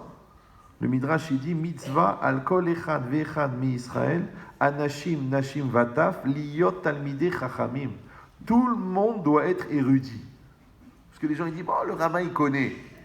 Non, à l'église, c'est comme ça. Il y a le curé et il y a le peuple. Non, chez nous, tout le monde doit être talmid chacham. Tout le monde. Pourquoi? Vous savez pourquoi? Parce que quand on arrive là-haut à 120 ans, avant le jugement, vous connaissez le programme ou non? Achetez-le, ça évitera les surprises. Le gars de Vilna, il a écrit un sefer qui s'appelle Even Shlema. Et là-bas, il explique le programme, comment ça va se passer après 120 ans. Ouais. Et bien, la première chose que tu dois faire quand tu arrives au jugement, la première chose, tu dois faire un Dvar Torah. Donc, il y a le bon Dieu, il est là. Il y a les tzadikim. Il y a toute ta famille au premier rang. Lala Solika, tonton Jules, ils sont tous là. Ils t'attendent. Ah, c'est mon petit-fils, c'est mon fils, il va faire un Dvar Torah. Oui. Hachem, il te dit, voilà, tous les Sfarim, ils sont là. Bechavod, Tagid Lanou, Eze, Mila. Bon. Le Gaon de Vilna, il dit, tu sais combien de temps il faut parler? Combien de temps le Dvar Torah? Vous savez pas? 180 jours. Là-bas, il n'y a pas le nuit et le jour. C'est 180 fois 24 heures. Tu dis, c'est pas possible, je connais même pas la paracha de la semaine. Quand le rabbin il parle 10 minutes à la synagogue, je prie pour qu'il s'étouffe. Comment je vais tenir 180? Tu sais combien il faut ramasser des Gmarot et des Psukim et des Drashot et des Rabbanim et des Rashba et des Ran et des Rabbi Kiba Iger et des Rafraim et des... Combien il faut pour parler 180 jours? Bon, je sais ce que vous allez me dire. Ah, ça ne doit pas être pour tout le monde. Il n'y a pas écrit là-bas. Et c'est normal, c'est un Ben Israël, non? Moi, combien de fois je vois des Juifs, ils viennent me voir à la fin de la conférence. Rabbi Chetri, j'ai un problème. Souvent, dans mon travail, des goïms, des non-juifs, ils viennent me voir et me disent qu'est-ce qu'elle dit la Torah sur ça? Qu'est-ce que c'est l'unité de Dieu? Qu'est-ce que c'est? C'est quoi le secret? Comment le Mashiach va venir? Le gars, il demande aux juifs. Il me dit, mais monsieur le rabbin, moi j'ai un problème. C'est que je ne connais pas. Je dis, tu as deux problèmes. Premier problème, c'est que le goy est convaincu que tu connais, puisque tu es le peuple du livre. Et c'est pas pour les mettre dans la bibliothèque. Moi, j'ai écrit 2 livres. Les gens, je leur dis, vous avez? Ils me disent, je l'ai acheté. Je dis, mais c'est pas une mezouza. Il faut le lire. Des psychologues à Paris, ils le donnent à la place du Prozac. Et toi, tu l'as acheté parce qu'il est bleu, il est beau. Il est rouge, j'en ai fait 2. Je suis en train d'écrire le blanc pour offrir à Sarkozy. Mais l'idée, c'est quoi? C'est qu'il faut étudier la Torah. Il est interdit d'être ignorant. Même les goïms, ils disent, nul n'est censé ignorer la foi. Il faut que ta foi, elle soit fondée sur ta yédia. Tu dois connaître, tu dois savoir. Ah, j'ai pas la tête, j'arrive pas. Mais si ton patron, il te dit, écoute, les Chinois, ils viennent demain, tu m'augmentes tous les tarifs de 1,5, tu rajoutes 19 modèles et 14 couleurs. Par taille. Tu le fais. Et tu as passé la nuit avec 19 cafés, tu as tout appris par cœur, tu es prêt. Il arrive le matin, il te voit comme ça très nerveux parce que tu as pris 19 expresso. Il te dit, bon, finalement, les Chinois, ils viennent pas. Alors comment t'as passé toute la nuit à prendre des trucs qui ne te servent à rien hein, et t'as pas pris une Mishnah par cœur? Apprends une Mishnah, une par semaine, une par mois, une par an. Si tu veux me dire, ah, quand même, on n'est pas à ce point-là. Je sais pas, t'as 62 ans, combien de Mishnayot tu connais? Moi, je connais un Rav, il connaît les 12 000 Mishnayot du chasse Mishnayot.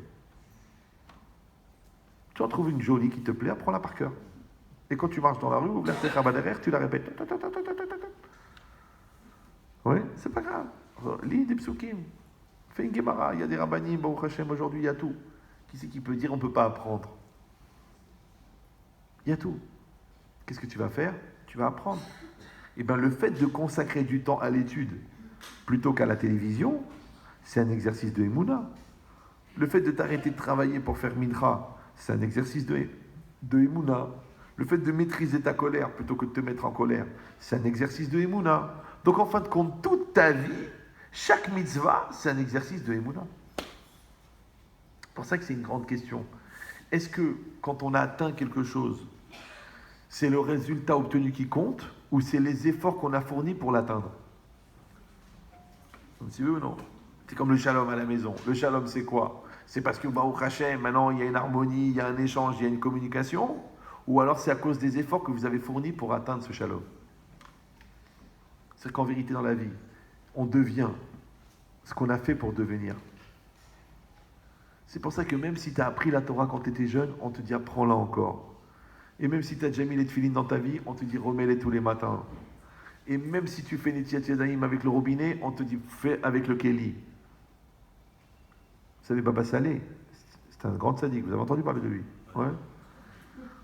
Mais c'est aussi un très grand Talmid Chacham. Moi, j'ai un ami, un Rav, enfin un concurrent, qui était chamash du Baba Salé pendant 3 ans. Ouais, c'était un gendre d'un cousin à lui. Il m'a dit que Baba Salé, il connaissait par cœur, toute sa bibliothèque. Et je vous promets qu'il avait une bibliothèque. Vous pouvez aller à Netivot là-bas, vous allez voir la bibliothèque. Déjà, rien que tu la vois, tu as envie de vomir. Tellement il y a de livres. Ouais. Et son gendre à lui, c'était un Rosh Kolel. Un gendre de Baba Salé, un des gendres. Et un jour, le gendre, il sort des toilettes, il s'est rincé avec le robinet. Baba Salé, il lui a dit, écoute, fais avec le Kéli. L'autre, il ne savait pas comment faire, parce que c'est Baba Salé. Vous savez qu'une bracha d'un tzaddik, c'est énorme. Mais une malédiction, c'est...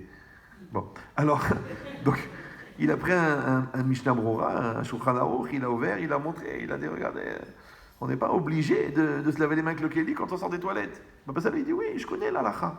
Il connaît. Quelqu'un qui connaît le Etzraïm par cœur, tu crois qu'il ne connaît pas le Mechaber? Ouais. Il a dit, aval, ma erpat lecha le osif kedusha al kedusha. Si tu te laves les mains avec le robinet, c'est de la propreté. Mais si tu te laves les mains avec le Kéli, c'est de la pureté, de la ta'ara. C'est de la kedusha. Vous suivez ou non? Ben vous, c'est pareil. Si vous dites à votre mari, j'en ai marre que tu arrives en retard, ouais, c'est de la méchanceté. Mais si vous lui dites, j'adore quand tu arrives à l'heure, c'est de l'amour. Mais en fait, c'est le même intention. C'est la formulation. Vous suivez ou non? Eh bien, toute la vie, c'est pareil. Si toi, tu vas faire un effort de maîtriser un Yetzerara, si tu vas maîtriser une peur, si tu vas maîtriser une négation, en vérité, qu'est-ce que tu vas produire? Tu vas produire de la Kedusha. Alors, c'est pareil maintenant. Si tu regardes la réalité, ouais, quelqu'un il m'a dit, mais vous, Rabbi Chetrit, vous êtes un rêveur, vous êtes trop utopiste. Vous faites rêver, vous donnez de l'espoir, ça ne sert à rien. Il faut être pragmatique, il faut être réaliste. Je dis, mais un gars qui est réaliste, il se tire une balle dans la tête. Tu sais le nombre de divorces, le nombre le nombre d'assimilations, le taref, la pornographie, les saletés sur Internet, les saletés. Mais tu dis, mais c'est quoi ce monde de malades? Moi, je vous dis mon téléphone. Une fois, je parlais avec Rabbi David Pinto. Je dis, Rabbi David, vous avez des questions comme ça et comme ça et comme ça? Il m'a dit, oui. Je lui dis, mais vous, ça fait 30 ans que vous répondez. C'était comme ça avant? Il m'a dit, non, ça empire. Vous suivez ou non? C'est que tu entends aujourd'hui des choses. Alors, allez-nous, je ne veux même pas vous les dire pour ne pas vous salir la tête. Dans la communauté, te dire, ça veut dire que ça baisse. Ouais. Rav Shach, il disait qu'avant une génération, c'était 25 ans. Maintenant, une génération, c'est 1 an. En 1 an, l'enfant, il change. Hop, une autre réalité. Donc ça veut dire qu'il faut travailler encore plus. Donc ça veut dire qu'il faut se renforcer encore plus. Il faut encore plus. Maintenant, puisque la société, elle fabrique de la tristesse, donc il faut fabriquer de la joie. D'accord? Puisque la société, elle fabrique de l'ignorance, il faut fabriquer de la connaissance. Puisque la société, elle fabrique du laisser-aller, donc il faut se prendre en main. Ouais? Puisque la société, elle fabrique des abrutis, donc il faut fabriquer des chachamim. C'est comme ça. Pourquoi? Parce que ça s'appelle la dynamique positive. Les chachamim, ils appellent les olam, irgaz, adam, yetzeratov, keneged, yetzerara. Tu dois faire lutter ton bon penchant contre ton mauvais penchant. Ça veut dire que c'est la guerre. D'accord? Maintenant, en français, on dit c'est de bonne guerre. Pourquoi? Parce que, vous savez, l'école, c'est angoissant pour les gens qui ne veulent pas travailler. Mais pour les gens qui veulent réussir, l'école, c'est un tremplin. Maintenant, toute la vie, c'est pareil. Tu sais pourquoi les gens ils se marient? Parce qu'elle était différente. Et pourquoi ils divorcent? Parce qu'ils sont trop différents. C'est bizarre, non? Alors, je vous donne le secret. La différence, c'est comme des pierres. Avec des pierres, tu peux faire un mur ou tu peux faire un pont. Alors fais un pont.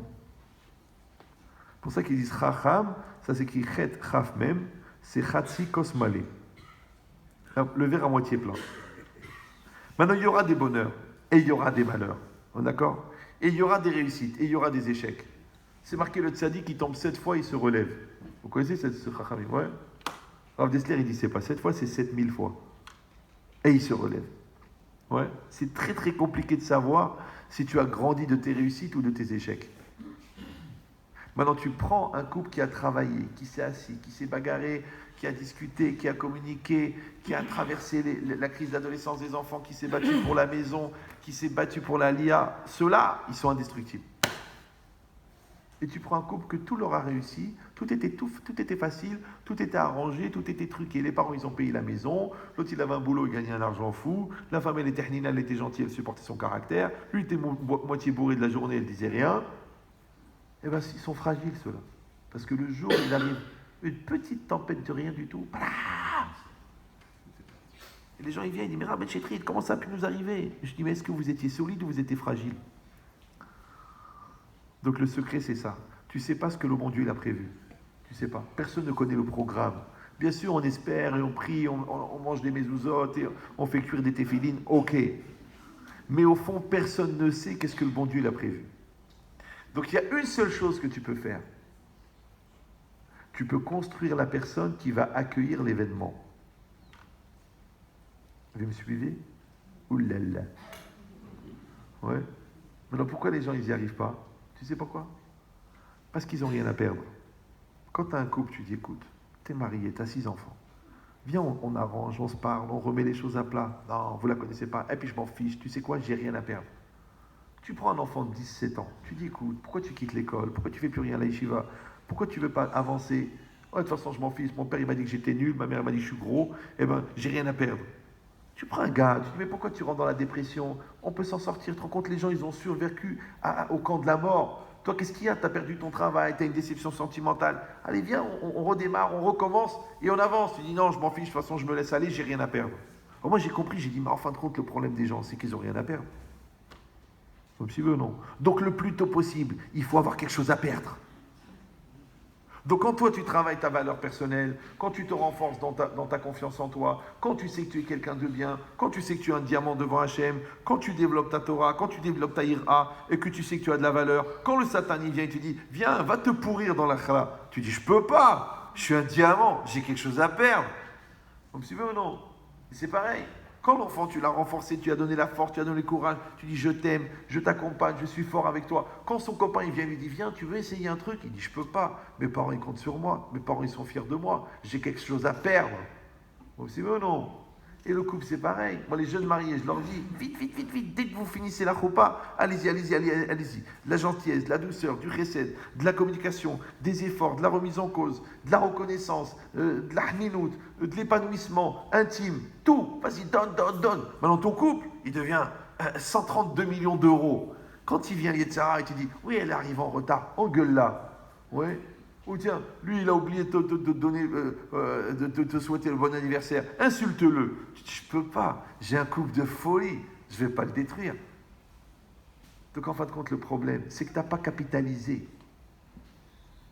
Ben, c'est exactement pareil. Si toi tu dis, mais moi je suis une Neshama, moi je suis une Bat Israël, moi je suis un Ben Israël, moi je suis un gadol, j'ai un travail à faire, j'ai une mission à remplir. Le bon Dieu il aime mes mitzvot, le bon Dieu il aime mon Shabbat, le bon Dieu il aime mes téphilines. Quand il vient Yetzirah, il te dit, allez, va regarder une vidéo dégueulasse, ou va draguer la voisine, ou va dire une bêtise, ou un lachonara. Tu dis, je peux pas, je suis en costard, je suis blanc, chemise blanche, cravate blanche, chapeau blanc, barbe blanche. Toi, tu viens, tu me dis, viens, on va se rouler dans le fumier. Je dis, je peux pas, je suis extraordinaire. Mais si je me laisse aller à faire des avérotes, c'est que je pense que je suis déjà sale. Et que combien je vais me salir? Est-ce qu'on peut salir plus que la saleté?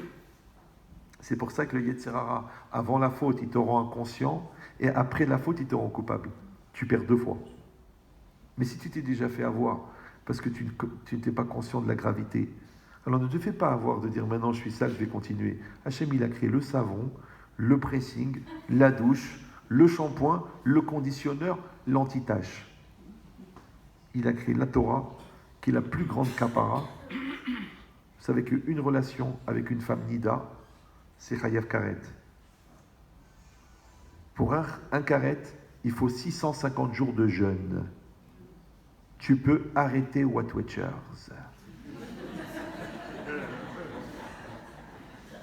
Mais le Ran, il dit qu'une nuit d'étude, ça enlève un karet. Ça veut dire qu'une nuit d'étude, ça correspond à 650 jours de jeûne.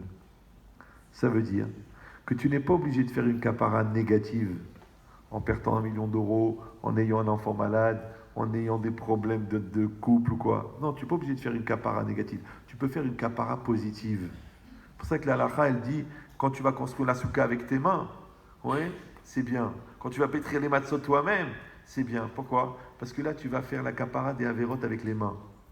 Quand tu vas regarder les psukim de la Torah, au lieu de regarder des saletés, tu vas faire la kapara de saletés que tu as vues avec tes yeux. Quand tu vas écouter des livrets Torah au lieu d'écouter la shonara, tu vas réparer tes oreilles. Quand tu vas courir pour la mitzvah, tu vas rester debout pour la chazara de la Hamida. Tu vas être mechaper les nuits entières que tu as passées à rester debout, à danser avec le Rabbi Yitzhak Goueta à Ibiza.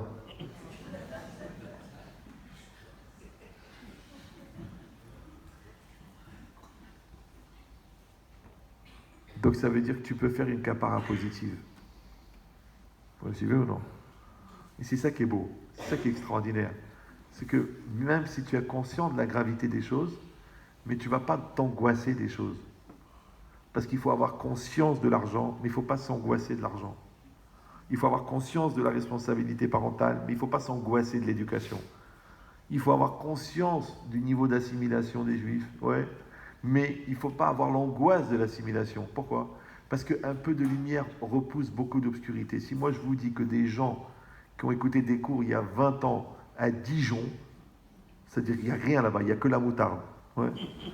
Maintenant, ils sont des Dayanim à Bnei-Brak. Le mec, il est en queue de cheval avec la boucle d'oreille. D'accord? Maintenant, il a réussi parce qu'il s'est battu. Mais il a aussi réussi parce que quelqu'un, il a cru en lui. Maintenant, on n'est pas obligé de croire dans tout le monde, c'est pas évident. Bien que c'est marqué Ve'avta l'ereacha kamocha. Mais crois déjà dans tes enfants. Et crois déjà dans ton couple. Et crois déjà dans tes parents, le fait de faire une psychanalyse pour faire un procès à tes parents qu'ils ne m'ont pas donné l'amour dont j'avais besoin. Mais tes parents, au pire, ils ont été maladroits. Et s'ils ont fait des erreurs, il vaut mieux que tu te réconcilies avec le bien qui est en eux, plutôt que tu t'investisses dans le mal qui est en eux, parce que ça va te poursuivre jusqu'à la fin de ta vie. Et vas-y, d'une thérapie à l'autre, et des médicaments. Donc même si tu as eu des parents tordus, il vaut mieux leur pardonner et dire Mshikapara que de dire jamais j'oublierai.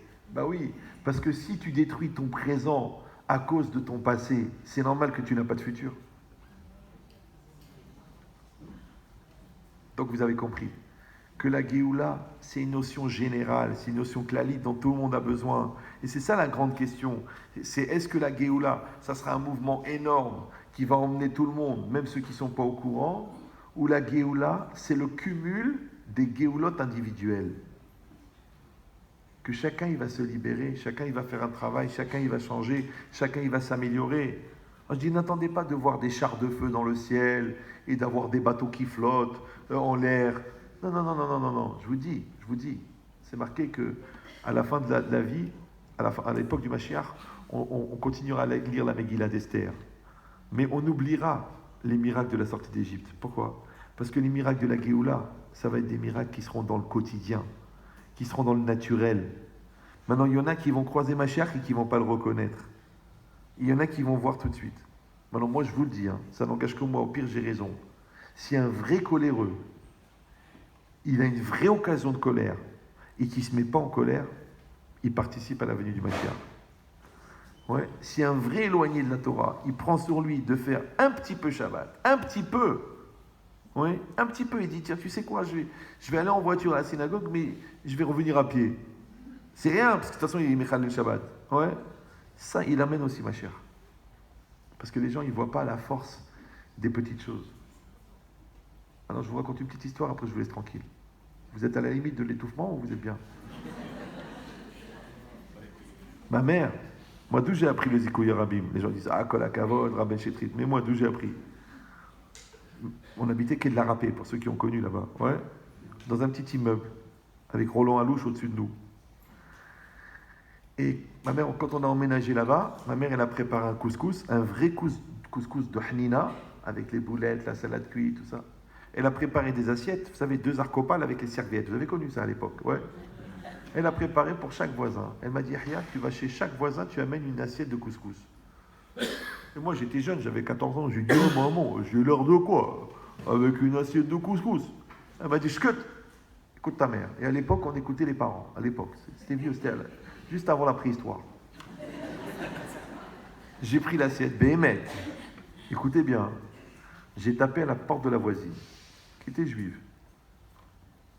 Moi, déjà, j'étais à Roma comme ça. Elle ouvre la porte. Béhémet, je vois le jambonneau accroché dans la cuisine. Le vrai jambon. J'ai vu ça, je bégayais. Je réfléchis, c'est ma mère. Elle a été au cachère. Elle a acheté la viande. Elle a cachérisé. À l'époque, cachérisé. Elle a fait des boulettes avec son cœur, avec son amour. Elle a fait cuire chaque légume dans la vaisselle qui est trempée, avec les brachot, avec les prières. Elle a préparé un couscous, me'en olamaba. Et je vais lui donner à celle-là qu'elle a la bouche encore grasse du cochon qu'elle a mangé il y a un quart d'heure. J'étais un peu énervé. Je suis rentré chez ma mère. Je lui ai dit, maman, ton couscous, zéro. Elle me dit, pourquoi? Je lui ai dit, te rends compte, j'ai amené le couscous, il y avait le jambon accroché. Elle m'a dit, quoi? Comment tu parles? Elle m'a fracassé. Mais tu te tais. Tu amènes le couscous, tu te tais. Ça veut dire quoi ça? Tu juges? Elle m'a dit, t'occupe pas, laisse faire le couscous. Tu vois pas que ceux-là, au bout d'un an, ils ont commencé à être sur un Shabbat. Le couscous, il est parti. Les enfants, ils sont devenus tchouva. Et maintenant, il y en a un des deux qui est rave. Tu sais ce que c'est un couscous de Madame Benchetri? Mais il est radioactif. Ça veut dire qu'il va te rendre actif par radio. C'est ça le vrai Zikouya Rabim. Vous me suivez ou non? Parce que tu peux dire une belle conférence sur l'importance du Shabbat, où tu peux recevoir un juif chez toi Shabbat. Le gars, il voit le Shabbat, il voit les chants du Shabbat, il voit la simcha du Shabbat, il voit le plat de Shabbat. Il va dire, mais c'est beau Shabbat. Mais attention, si ton Shabbat, c'est un Shabbat de Ramma, si tu nous as fait voir une petite salade comme ça, avec une chala et une fichala assis à table devant toi, et si personne ne chante, et il n'y a pas de Vartora, et tout le monde se barre pour aller dormir parce qu'on a mis la télé sur minuterie, ça, il vaut mieux pas que tu invites quelqu'un pour le Shabbat. Mais si tu fais un vrai Shabbat, le gars, il vient chez toi. Tu dis, écoute, c'est plus beau que 42 conférences sur le Shabbat. Moi, une fois, un gars de Los Angeles, il est venu à Paris, il m'a dit, Rav, je peux passer Shabbat chez vous? Moi, je ne reçois jamais le Shabbat en général, parce que comme je suis toute la semaine avec les gens, le Shabbat, c'est pour la famille. Mais bon, j'ai dit, ok, viens. Il est venu. On a été à faire la prière. Et comme il commençait à peine à apprendre à lire, parce que j'avais fait quelques cours à Los Angeles juste avant, il est venu. Le gars, il a fini Moussaf 1 heure après la fin de la prière. Maintenant, moi, j'ai dit aux enfants, les enfants, on va s'asseoir, on va écouter, on va étudier. On est resté là-bas. Et lui, maintenant, il sait que le Rav, il est en train d'attendre. Mais il a lu mot à mot le Moussaf. Après, des années après, maintenant, c'est un chassid maintenant. Il m'a dit, Rabben Shetrit, c'est pas vos conférences. C'était très intelligent, c'était chacham, c'était profond, c'était incroyable. Et maintenant, le gars, il a beaucoup étudié. Il m'a dit, je vois la profondeur. Parce qu'on fait genre des blagues, mais quand tu regardes les textes, tu vois que c'est très profond. Il m'a dit, mais quand vous m'avez attendu avec vos enfants pendant 1 heure, Il a dit, ça veut dire que la prière, ça a une valeur. Maintenant, moi, je n'ai pas pensé que le gars, je lui fais un calcul que comme je l'attends, il va faire. Vous avez compris ou non? C'est ça, tu vois, cette assiette de couscous, cette invitation du Shabbat, d'attendre la personne qui fait la prière, de lui faire le kavod, malgré que tu l'as vu avec la cigarette, et que lui, l'archouma, il la jette devant toi, il fait genre Shabbat Shalom. Tu vois, tous ces petits gestes-là, ça ramène la personne. Alors c'est dur, hein, c'est dur, parce que tu as envie de le fracasser, tu as envie de t'énerver, tu as envie de l'envoyer balader. Mais quand tu vas casser cette impulsion chez toi, c'est une maîtrise, c'est une shlita, donc c'est une geoula. Lui, il va ressentir cette geoula, et lui aussi, il veut aussi se délivrer de son Yetzerara. Alors il va faire teshuva. Donc en fait, la geoula globale, c'est le cumul de milliards de petites geoulottes, que chacun il va allumer sa petite lumière à son niveau à lui, dans sa manière à lui. Donc toi, peut-être que tu vas t'acheter une belle perruque, et peut-être que toi, tu vas fermer 2 boutons. Ouais, et toi, tu vas emmener toutes les jupes chez la couturière et tu vas fermer les fentes. Et toi, tu vas dire, bon, je prends sur moi de me couvrir la tête pendant le kidouche. Et toi, tu vas dire, je vais fixer une étude de la Torah une fois par semaine. Je vais rester à la prière. Après la prière, je vais rester. Ou tu vas prendre sur toi d'apprendre le pirouge de la Hamida. Comme ça, tu vas prier avec la Kavana. Chacun ce qu'il va faire, chaque pierre qu'on va rajouter, chaque positivisme qu'on va mettre dans la réalité, ça amène Bezrat Hashem, la Géoula. Hazak ou Baruch.